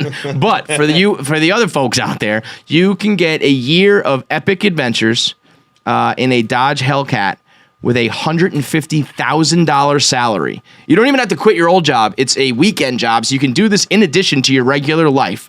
But what you're gonna do is go around the world as the Dodge ambassador and partake in all sorts of badass shit. Like you're going to go to the Radford Racing School. You're going to go to Roadkill Nights. And you're going to whip around the world doing donuts in a Dodge Hellcat. It's the opportunity of a lifetime. You don't have to quit your job. Can you pull up a Dodge Hellcat for me? You don't have to quit your job. It's just a side gig. It's like some people, drive Uber. Other people hop in a Hellcat and become a Dodge ambassador around the world doing dope shit, like doing donuts on the infield track at a fucking road race or some shit. I mean, this is one of the best opportunities we've ever presented to people. If you were like 24 years old, like if any of you guys should do this, Yeah. Jackie. You should be the chief donut maker. 150K. You want 150K? Actually, that would be actually really cool. And you know how like they would probably be so pumped for a chick to do it. The Dodge Hellcat has a 797 horsepower. That's insane. Maybe Jackie should do this. Maybe we should pull some strings and just get Jackie to do Just this. advertising for something we're gonna, what do you call it? Fix rig. Yeah, we're just gonna. Why Yeah. don't- Go now. It's a contest that we've totally rigged. Dude, that was one of the all-time things for the a beer booze cruise that we were friendly with the what do you call it? with the salesman there. So they're like, yo, put your name in the thing, in the raffle. Because we were raffling off, this is early Barstool days. And we were raffling off a trip for 2 on a booze cruise. Like to the Bahamas and all those places. And they were like, are you going to enter? And I was like, no, I'm not going to enter. I can't. Like, that's crazy. They're like, dude, who cares? Just enter, right? Probably, I forget what bar it was at. It was at a bar in like Dorchester or something like that.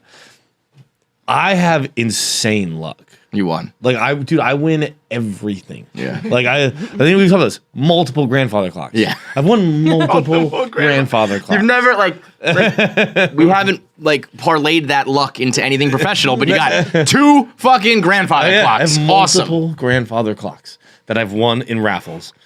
So obviously, I win this fucking raffle because that's what I do. I win raffles.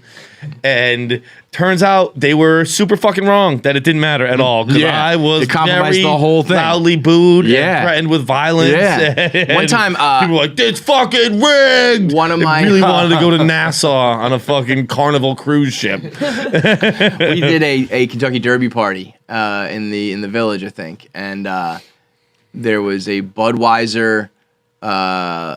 like that, I think it was just like $1,000. I think it was just like straight cash or like gift cards. And one of my best friends, Vinny, won it. And I just never gave it to him. He was like, it's me. And he came up, we're like, cheers. And I was like, I'll get you when we're done with all this. And I was like, I'll get you next week. And then we just never did it. You just never gave him $1,000? It wasn't even coming out of my pocket. It was just that I didn't want to do the work behind it. Just took Wait, $1,000 did you out of have it and you never gave it to him? Or you just never even got it? Yeah, no, I had to like go through Budweiser to get whatever these gift cards were. And I just didn't do it. Yeah, like, it's Vinny. Fuck you, man. So anyway, this Dodge thing is fucking wild. If you are young, don't have any responsibility. Also, all your jobs now are mostly long distance anyway, so you can be on the road, and you don't have to have any prior knowledge or training. You're going to go to Radford Racing School. They're going to teach you everything you need to know. Go to dodgegarage.com. And you got to sign up and tell them why you would make a great chief donut maker. I swear, man. God, so many things that, it's like we had to build all of this to get to these opportunities. So there's no way I can be like, man, I wish I was 24 because Dodge wouldn't be advertising with a podcast when I was 24 years old because it would be so small. So this is just the way it has to go. But so many things that I'm like, man, if I didn't have 2 kids and I was an old man, I would be doing all. And you can't. I could tell until I'm blue in the face of these 2 idiots. They'll do nothing. They won't do anything. You know what I mean? You guys, none of you. You'll just be like, I'm just gonna keep doing my regular ass boring life. I don't want to go be a Dodge donut maker, morons. The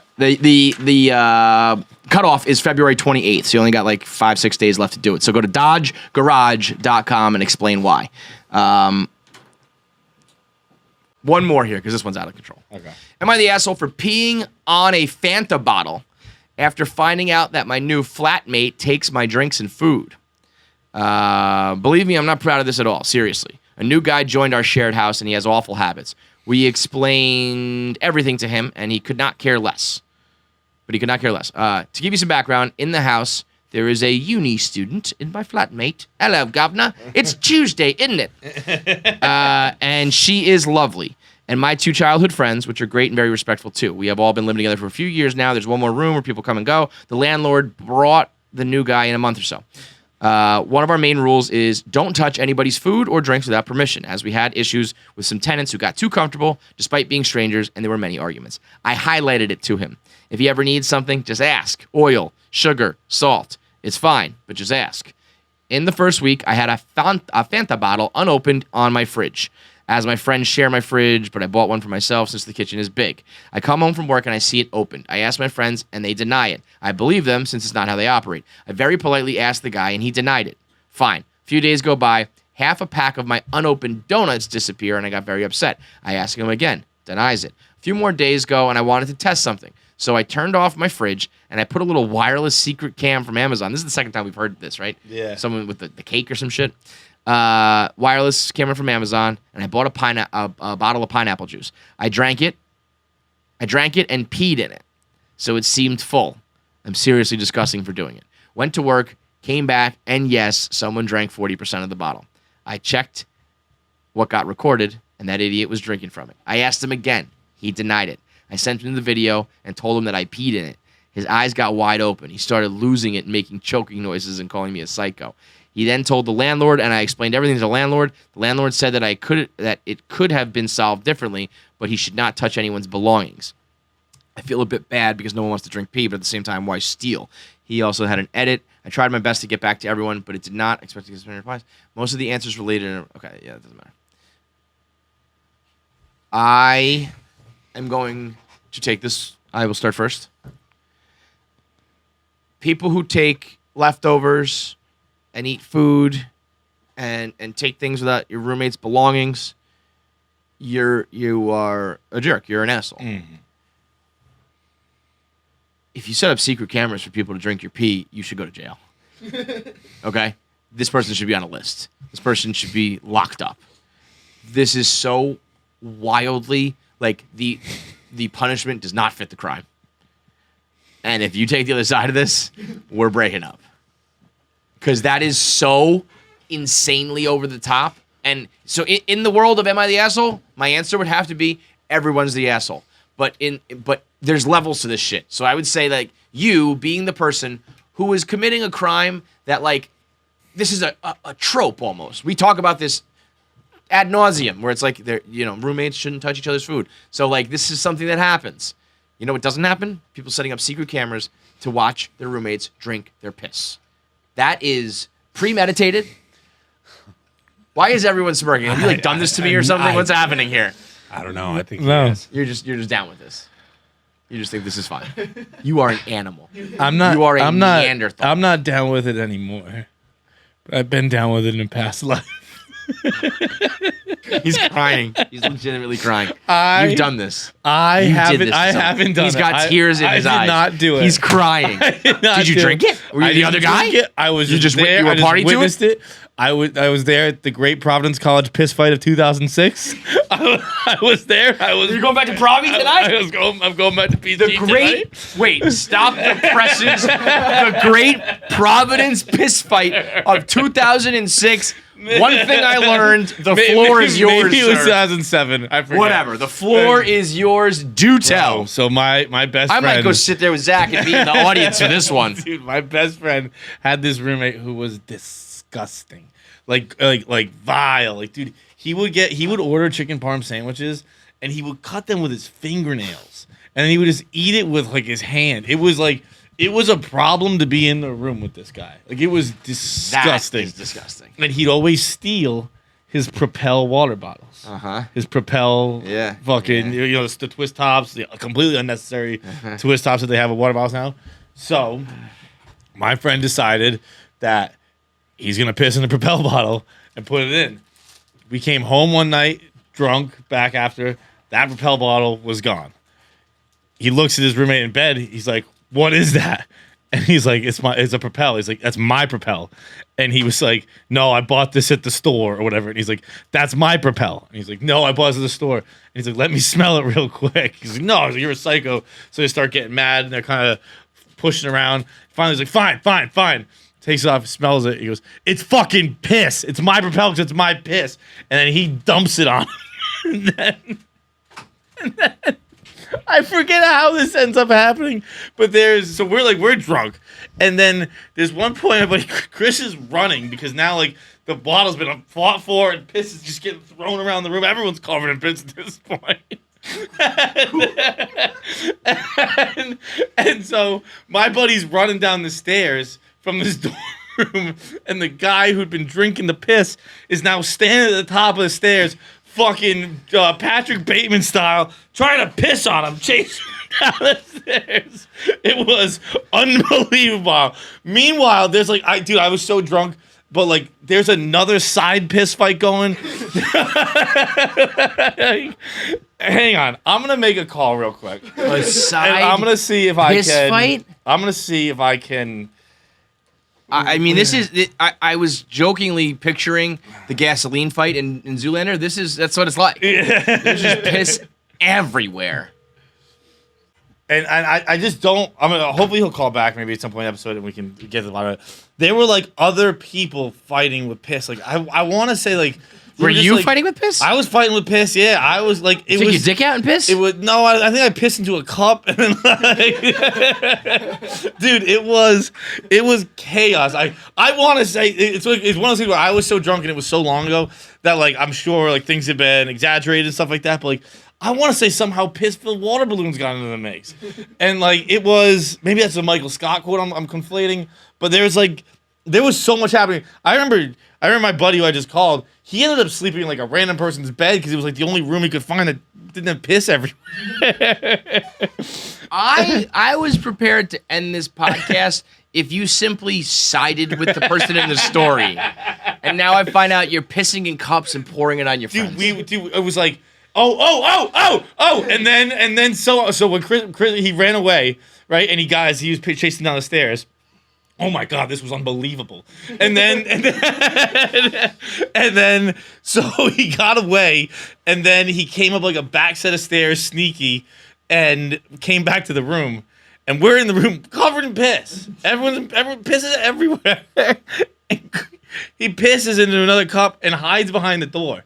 And then when the guy who was trying to pee on him came back in, he dumps it over the door on his head. Second jar of piss. Bro, I swear, if someone ever pissed on me like that, I'm killing. No, John, I'm killing them. I'm going to jail for fucking murder. We were all covered in so much piss, it was funny.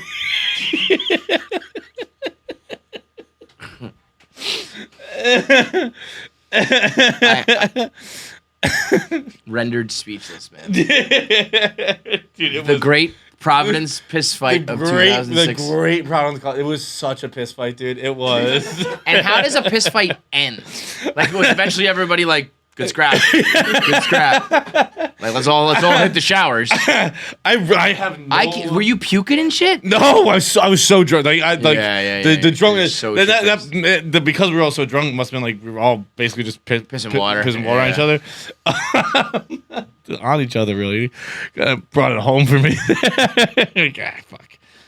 You should have left that one in the chamber, Johnny. R. Kelly boys out here. Holy moly.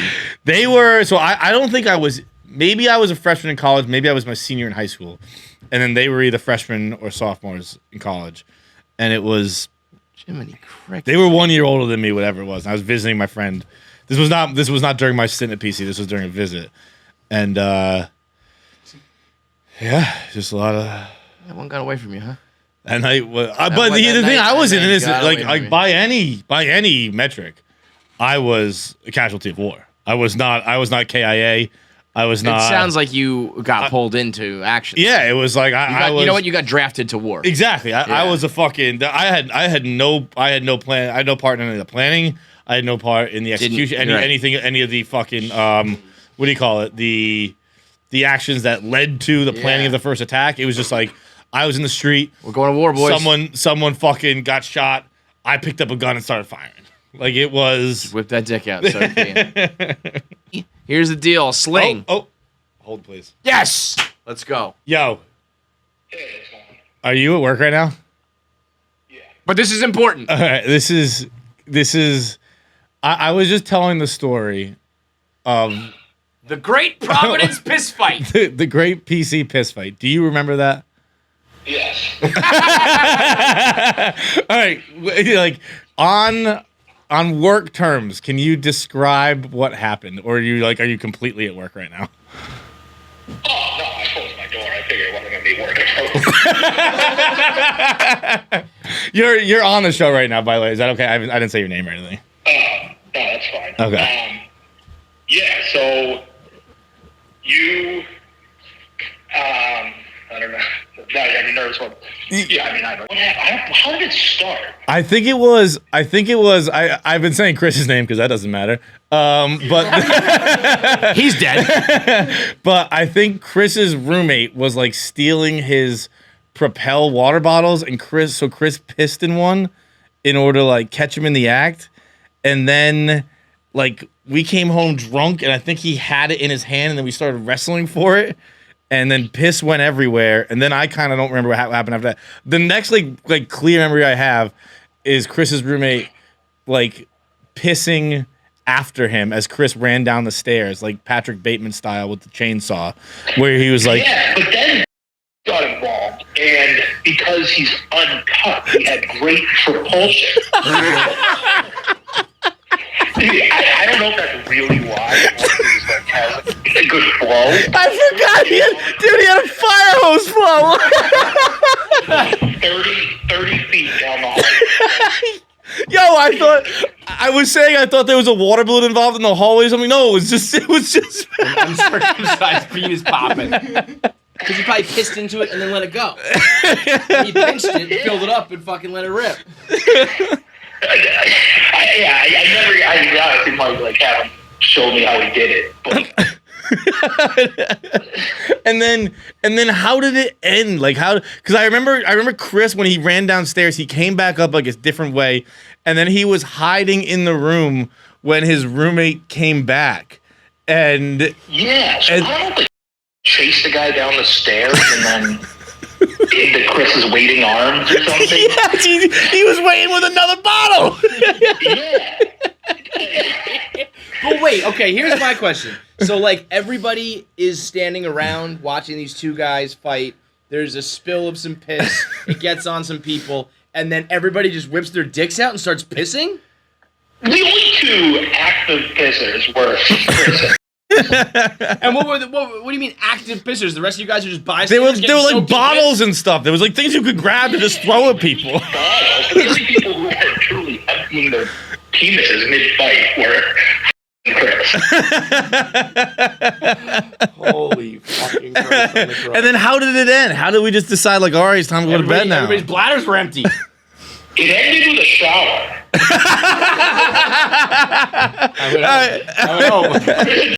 Was soaked in piss. He like, went to shower. I remember my buddy just like getting in on the group shower. No one really understood why, because he didn't have a drop of piss on. Whatever, I'm getting in, guys. I think this was the same night that one of my roommates passed out and got covered in Sharpie in the shower to clean it off. Do you know where I'm going with this? No. And when he got naked in the shower, his penis was completely Sharpie.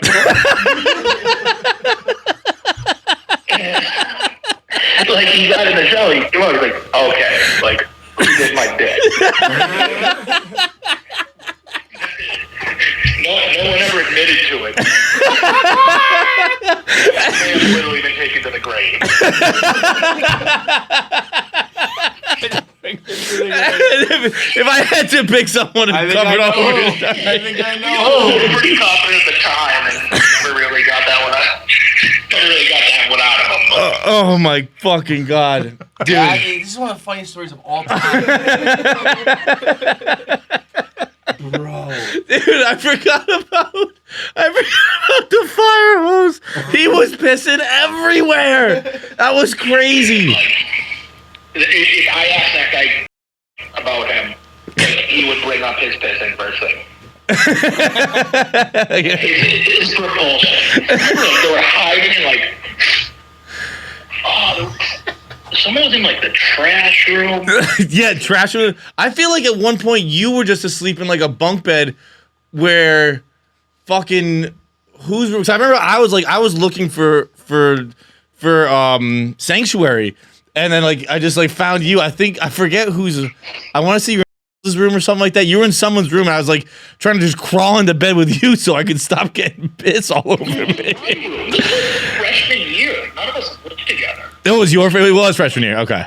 Jeez. Involved like 10 different. Everyone lived separate. So involved like 10 different rooms. Like each one had like 3 unwilling roommates. Yeah, those guys are probably sitting around telling Those guys are probably sitting around telling their version of the Great Providence piss fight. Like, remember when our roommates just came in and pissed on us for no fucking reason? Yeah, no, that was unreal. Lena was there, and like girls couldn't be in the dorm. So Oh. was, like stranded, just probably getting pissed.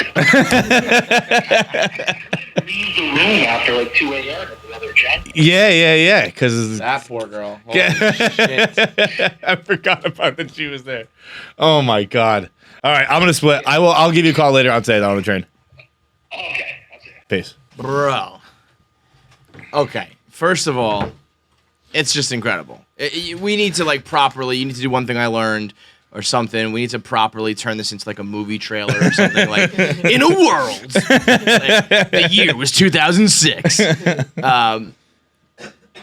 Separate to that, sharpieing someone's cock is unbelievable. Because you got to think of the logistics. That man is passed out drunk. His dick is as soft as can be. You got to pull that dick taut and color it. And you got to get underneath. And you got to get around the tip. And around the hole and down to the base. He probably covered his balls to Sharpie someone's cock black. Like that dude wakes up, right? And here's the thing: you wake up. I've never been Sharpied, but I would imagine you wake up. You've never been Sharpied, no. like ever, anywhere? That's crazy, Tom. You wake up. I would imagine you don't know because you can't see at first. Maybe if they do your hands and shit. But there's probably that first initial shock when people are looking at you, and then that second wave when you look in the mirror. The third, fourth, or fifth wave where you take your pants off and you're like, my cock's been Sharpied too. and that's one of those things like you might have a black marker, magic marker dick that you need to clean off right now. But it's the guy who did it who's really the one to question. And I would venture to guess it's the dead guy. There's a reason why none of you guys have brought it up and been like, you know what? It was me. It's because the guy who did it's dead. Because could you imagine right now if you guys were like, you're at your parents' house and we're sitting on the tennis courts or whatever, we're all high and drunk just talking, and someone was just like, guys, it was me. That would be. I mean, would bring the house down. I hope to God it's. I hope to but God that would have happened. It It would have happened by now. Yeah. Unless someone is, unless one of these guys is like, I'm waiting until we're 50 or something like that, like the greatest reveal of all time. But the thought of being like, because you would probably start just with the marker, and it would hit all the flops and folds, and you'd be like, this isn't working. You gotta scratch it. And the thought that you were so hammered that you're getting your dick tugged on and colored, and you just. Man, those are the weirdest, most homoerotic, physical, sexual assault stories I've ever heard in my life. Like, and really, the unwilling roommates who were involved in this are the real story. I forgot it was freshman year because they didn't live together until sophomore year, obviously. There's some, Asian kid reading books. And all of a sudden the door flies open and you're like covered in piss or whatever. You're like, you gotta hide! You gotta hide! The piss is coming! The piss is coming! Get under the couch! What are you talking about? What are you talking about? You're like, stop asking questions and fucking hide! I need you to do as I say immediately! Don't ask questions! The piss is coming! Who are you? He's got a fire hose! Get in the closet! I am thoroughly appalled, utterly disgusted, and I don't know how to get to our sponsor. 5 minutes? All right, I'll say something that I just said before we said guest leave, and I was kind of joking, but I also do stand by it.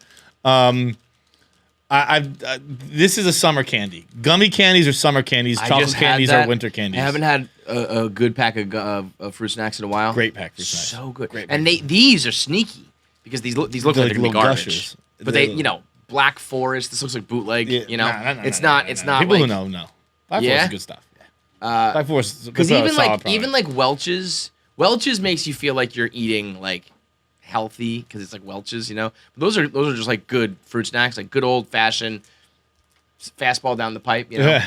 But like usually you see the Gushers, the shark bites, the even like fruit by the foot and fruit roll ups because they're the colors and the brand name and all that shit. And if I saw these, I'd be like, I don't know, man, these are bootleg. These are like the off brand, and I loved them, and I want to have 1,000 more. And in general, this is something. I would venture to guess, you're a child. Yep. Most of our listeners who are adults probably have not had fruit snacks in quite a bit. That's crazy. You all need to get your lives in order. Do you guys always eat fruit snacks? I had fruit snacks Here I do. We just have them all the time. What do you mean? Like if you were to ask, is a Swedish Fish a fruit snack? Yes. Oh, and people haven't had those in a while.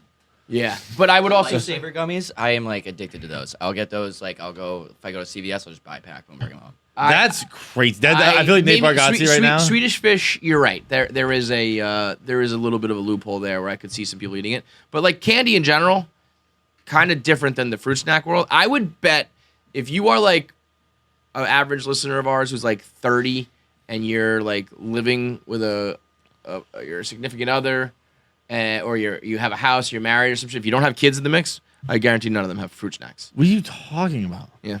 I would bet that's and we'll find out. Maybe I'm wrong. We can do a poll. I think that most times fruit snacks are straight up a kid snack.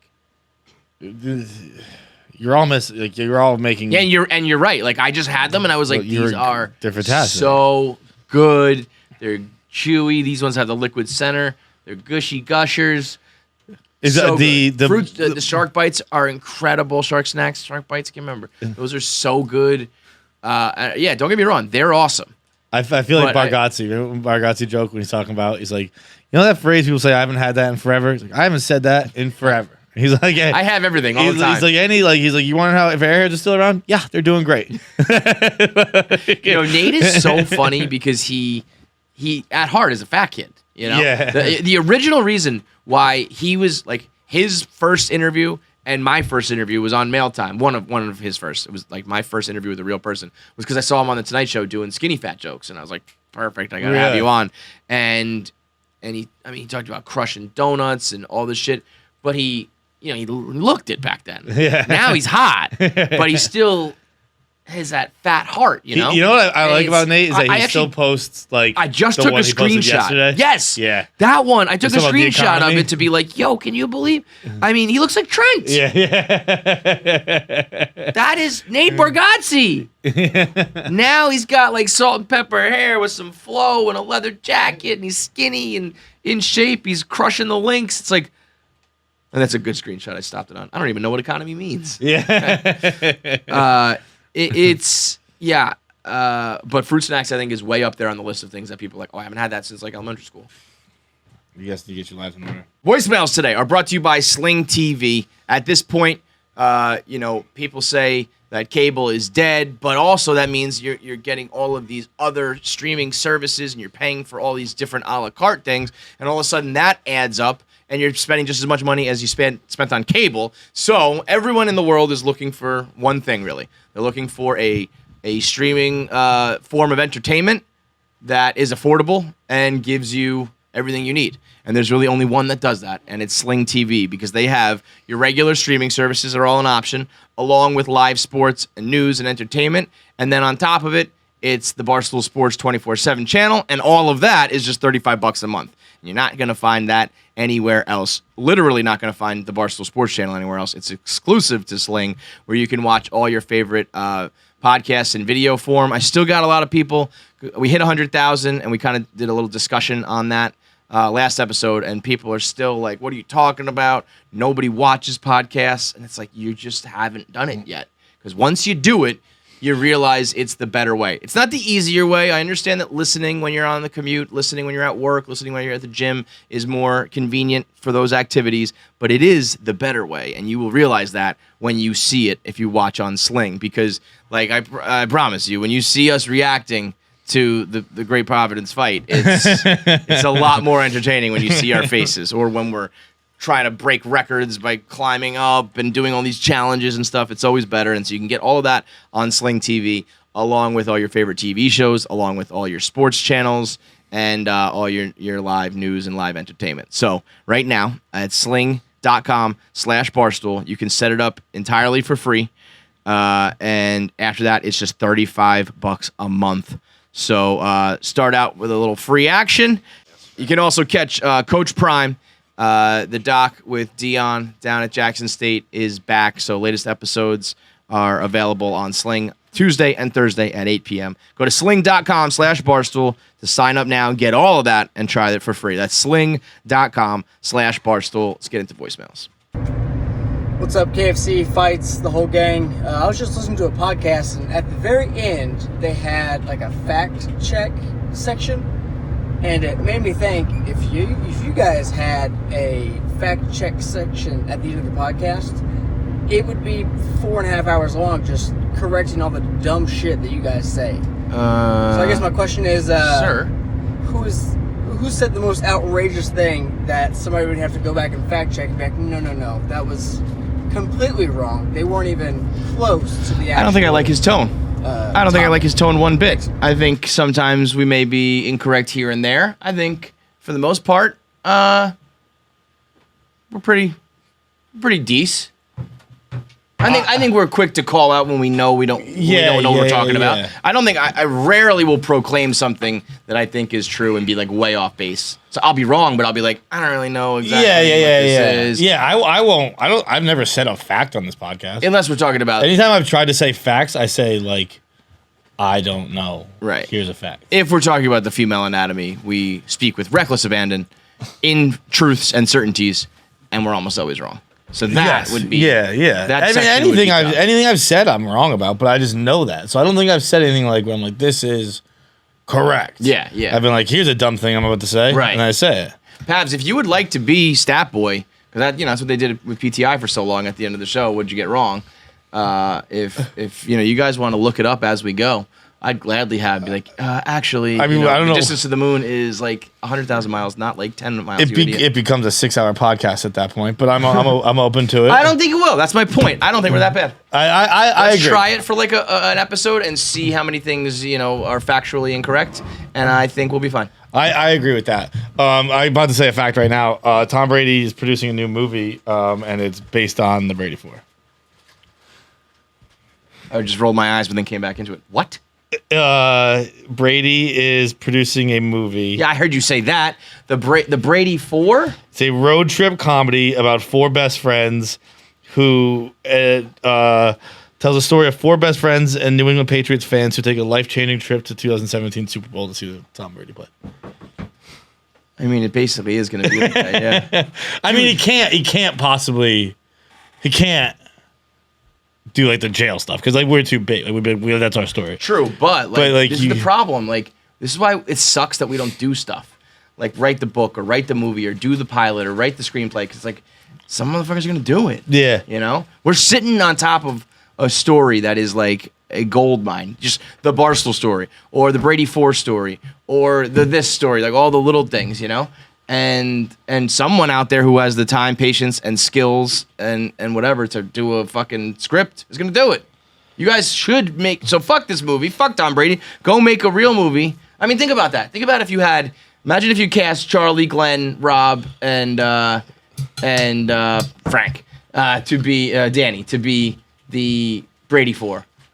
And you guys just had you just have a field day of a movie of these guys going to jail and fucking around. Taking shits. Hank taking a shit would be the funniest scene in a movie ever. Just hearing the ding, ding. You taking a shit? Yeah. I mean, sometimes I think, man, we're just letting money and fame go right through our fucking fingers. Probably. Yeah, that's okay.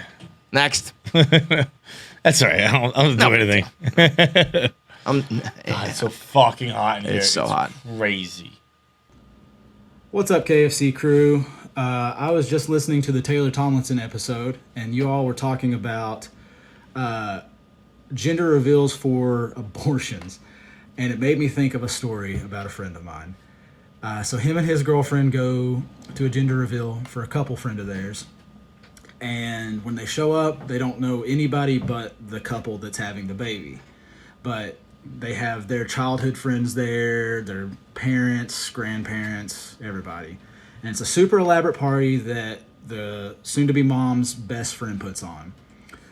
And so when it comes time to like pop the balloon, they pop the balloon and no confetti comes out. And without skipping a beat, my friend says, "It's a miscarriage!" And there's an audible gasp in the room. Everyone turns to look who the fuck just said that. Whoa. And the soon-to-be great-grandmother of this baby blurts out, "Who are you?" And nobody talks to them for the rest of the party. He stayed? What it turns out is the girl that put on the party played a prank and had a fake balloon or a fake gender reveal balloon. And so she brings out the other one and then they find out the gender. So this brings up 2 questions. What is the worst thing you said that you wish, like 5 seconds after you said it, you wish you could just take back? I know, Just go back in time and be like, hey, don't say that, dude. And then 2, who's the asshole? The person that plays a prank on a pregnant couple at their gender reveal, or my friend for saying possibly one of the funniest things I've ever heard? Let me know. He's an asshole for staying. You have to leave. When it doesn't get a laugh. You're an asshole for saying it because that's just not, you can't say that. Right. By the way, this is my idea for the abortion. I want to have an abortion reveal, real bad. I want someone to pop it and be like, "We took care of it. Don't worry, freedom. We don't have to pay for this kid." Miscarriage is a different story. So the abortion reveal would be incredible. Miscarriage, you can't be yelling. You can't stay at the party. Because a miscarriage, that could still happen. It could be a miscarriage reveal. Yeah, right. Like we might be, you just jinxed this shit, bro. It's a bad omen. Like it could be like that was the Lord speaking. Yeah. You are having a miscarriage. Right. I'll see you in 3 months. But this is the reason why doing pranking anything that's serious is just a dicey game, man. It's like, why would you fuck around with this? People get all bent out of shape when the color's wrong, or you fucked it up, or whatever. The woman who let the balloon go, or the people at the party place that mix up. People who burn down California who put them on the list. Right. I mean, there's a lot of problems that come. Pranking anything serious like that, you are an asshole because you're, any of these pranks, when all of a sudden it gets too real too quick and you have to be like, it was just a joke. It's like, well, too late fucking now. Now you got to, this woman's crying and this guy's, lost all his friends and family. What's your biggest regret? I've said it before on the show. I had a teacher, my physics teacher, biology teacher, physics teacher, my freshman year of high school. Someone was like, how do you spell your name? And I just went F-A-T. Yeah. And it was a complete blackout. Like, I don't remember. It wasn't like a planned thing. It wasn't like, I was just being mean. Like, I remember like seeing like the pain in his eyes as a class and laughed their fucking asses off. And I was like, you guys all shut the fuck up, dude. It was the most subconscious thing I've ever done in my life. Yeah. Like it was tough. not. I did not intend to do it. And he's a big guy. He was a very fat guy. Mm-hmm. Like it was, but like whenever I wasn't like just constantly like, oh, this fat piece of shit. Who the fuck? Like just around, he was a really fat guy. He was a really nice guy. Like, we got along very great. I liked him as a teacher. I don't know why I did that, and it haunts me to this day. Mine's probably saying that Colin Kaepernick gets terrorist skin. Next up. Actually, last voicemail of the day. It's brought to you by, I'm going to put a name on it. It's brought to you by Mortimer Jr. and Orwell. My two guys. I went up there. I was feeding them lettuce and onions and apples. Oh, God. Marshmallows. Their fucking farts must be amazing. They Put love marshmallows. Holes in the ozone with that. Yeah, man. That you could power a fucking like a fucking aircraft carrier with that diesel. They're the two pigs up on the WhistlePig farm, and they just waddle over and they just eat. They almost bite your fingers off. Watching pigs eat marshmallows is very funny and very entertaining. And they are the two official mascots, if you will, of WhistlePig whiskey out on the farm.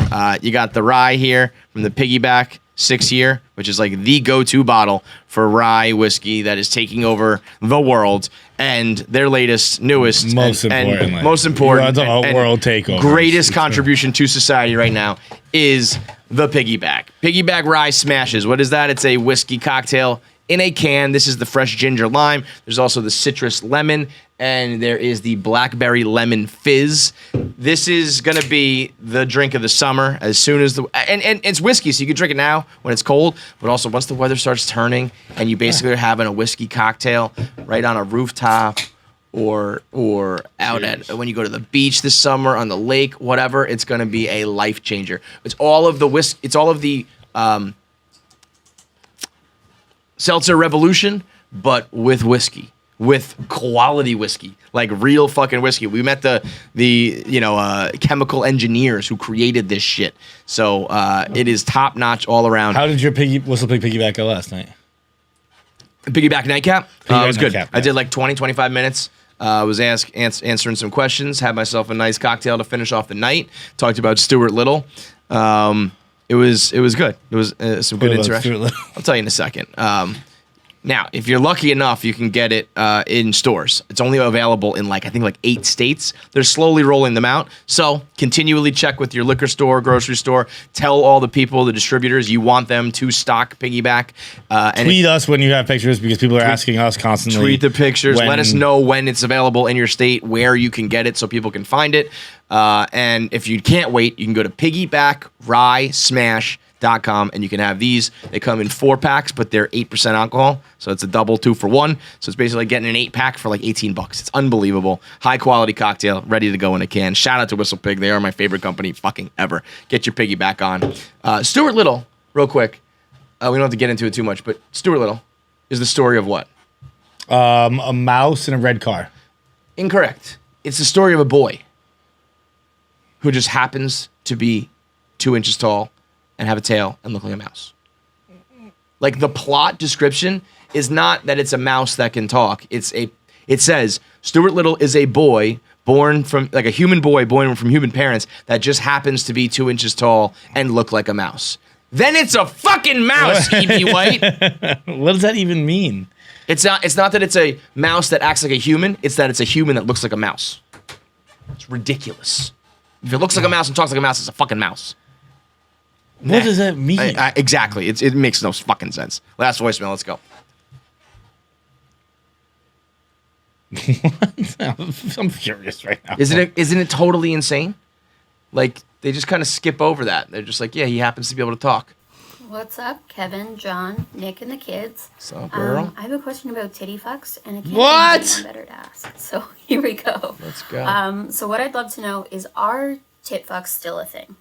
I feel like I never see them in porn. I used to do them not a ton. I used to do them a lot when I was in my 20s. Bet you did. I'm just not sure if that was a novelty thing or what. I will say I do give a 10 out of 10 experience. I'm working with some fabulous equipment down there. Girl knows her I'm just strengths. not sure. Do they even feel good? I'd love Oh, to they know definitely feel thoughts, good. Opinions, concerns. Also, by the way, for both Boston shows, our international KFC Radio Girl Gang will be meeting up. Me from Ontario, Abby from St. Louis, Catherine the mailwoman from Massachusetts, and Kathleen also from Mass.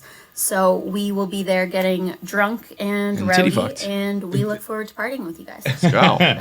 Tickets available for our second show at the Wilbur, March 18th. So it'll be St. Patrick's Day weekend. First show sold out. Second show's probably about 3/4 sold out. So get your tickets We now. have confirmed we have bagpipes and acrobats. Yes, let's go. Yes, Bagpipes are gonna be sick. There are. Oh, I don't know about confirmed, but yes, We're it's- doing it. Yeah. Yeah, it's confirmed. It's I don't know if I say 100%, but it's 99%. The people are working on it. People are in contact with the people.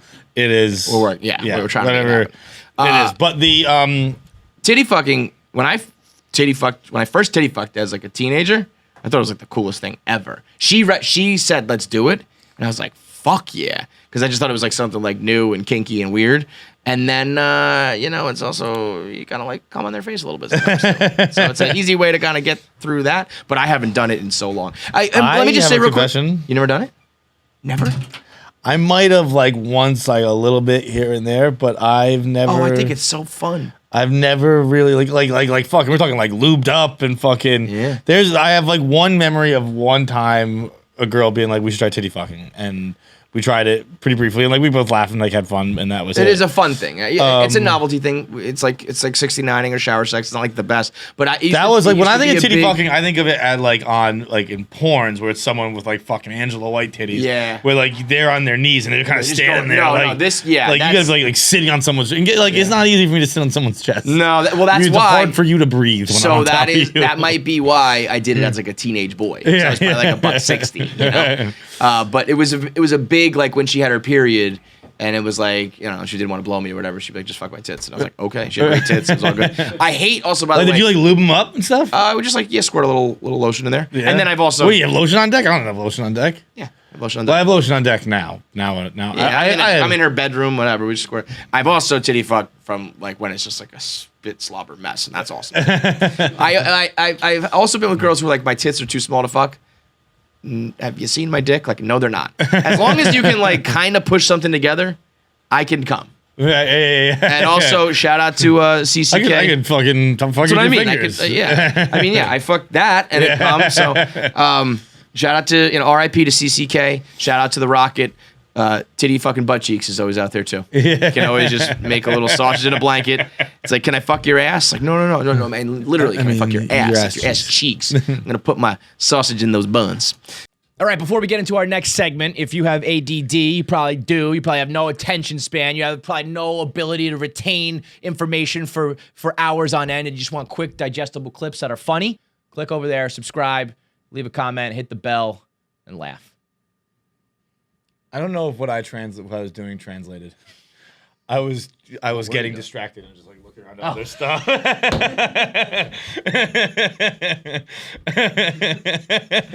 I like it. There it is. I was just like kind of staring. That's probably gonna be funny. All right, interview time with Anders Holm, talking about inventing AITA and workaholics and everything else. It's brought to you by Travis Mathew. Travis Mathew is some of the most comfortable clothing I've ever worn in my life, and you know that is as close to like the seal of approval as you can get. The clothes that I wear are either mine, the ones that I produce and sell, or the Travis Mathew Cloud Collection. I'm actually mad that they came up with that name. Cloud Collection. It's perfect. Yeah. Their hoodies and sweatpants are so soft, so comfortable, plain colors, plain gear, quality shit, so you can wear them out. It's a full lifestyle apparel brand, and whether you are doing that or they also have like their polos and some more professional or serious attire. But the Cloud Collection is exactly what you need to just chill out. It's they got the hoodies and it's like you can dress it up, athleisure wear. You can wear it out, and if you need to, they also have the button ups and polos. But the supreme comfort from the Cloud Collection is absolutely unparalleled. Right now, go to that's true. I'm parallel. I'm right there with them. Okay, TravisMathew.com. That's TRAVIS Mathew with one T. MATHEW.com. Use promo code KFC for 20% off polos, hats, hoodies, pants, button-ups, and more, designed for that perfect balance of style and comfort. TravisMathew.com, promo code KFC. Let's talk to Anders on KFC Radio. So when do we set up the Workaholics versus Always Sunny 3-on-3 death match? 3-on-3 death match. This is like a fighting thing. Yeah. We'll put you guys in a cage, maybe like a WWF hardcore match. We'll have some thumbtacks and some steel chairs and tables and shit, and you guys square off. More violent than I'd imagined it to be. Oh yeah, I want to see bloodshed between these three. Like, let me just rate those guys over on that side, and then I'll get to my guys. Look, Charlie, he's a smaller guy, right? But he's got the crazy eyes, so you don't know what's going to happen. He's also He's from Rhode Island. Yes. Land of crazy people. He went to. They know. Remember the high school I was describing? The seersucker? Charlie also went to that high school with me. Yeah, you guys are weirdos. Yeah. Okay, so you know. And then let's go with Glenn. Glenn, he's a very slender man, but also like reptilian in ways that we don't know. But he could blow over in a breeze. Glenn's got rage. Yeah, he even said on his podcast recently, he said how he's got some Dennis in him, which is always a scary thing. Glenn is the guy who will take his thumbs and like press them into your eyes, and you're like, no one needed to do that. Just go for like the larynx or something, like a normal person. Exactly what he do. He like thumbs in your eyes and howls like as if he's like finally released from a spell when he does that. And then Rob is just like fully jacked, right? So he's a problem. I think he's going to be the X factor. He's also got those vanity popcorn muscles, though. He's just trying to look sexy. You know? Yeah, he's got biceps. Yeah, but he'll fuck you up. You'd be surprised where those vanity muscles can do. It's like he's got vanity muscles. Like, okay, I have no muscles. So right. But then what's on your side of the table? Look, Adam Devine is a full-on tank, okay? His low center of gravity, you can't keep that guy down, okay?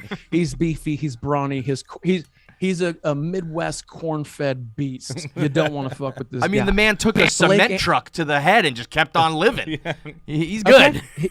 He's cheated death. He'll cheat it again. Then you got Blake Anderson. I don't know if you've seen the guy with the shirt off, but he's muscle bound. He's cut, and he wears the baggy clothes because he wants to just be looked at like a normal guy. He's abnormal. He's built like a shit brick house, brick shit house under there. And then there's me. Come on, you gassed everyone up. You don't know. You don't know what's gonna happen to Andrew's home. He's gonna fucking kill you, man. You never know. All I know is I think I got 30 pounds on Glenn, so that should help, hopefully. And I'm 4 inches taller than all of them, so I got a little bit of reach on top of each other's shoulders. Yeah, and then I guess we could bring in. Listen, if you made it this far into the video, which is far, like no one ever does that on the internet. Like it's the end. You made it to the end of the video. Full fucking video. You watched the whole thing. So if you liked it and you watched the whole thing, why don't you subscribe? It means you like us. Click the subscribe button, because if you don't, I'm gonna fucking murder John. And I'm gonna like it. Kill him with my bare fucking hands. Yeah. And if you weren't sold on this video, there's plenty more. Watch what's next up and then subscribe. But just subscribe so I don't have to fucking kill him. Well, I don't know. Do what you want, but subscribe. Probably.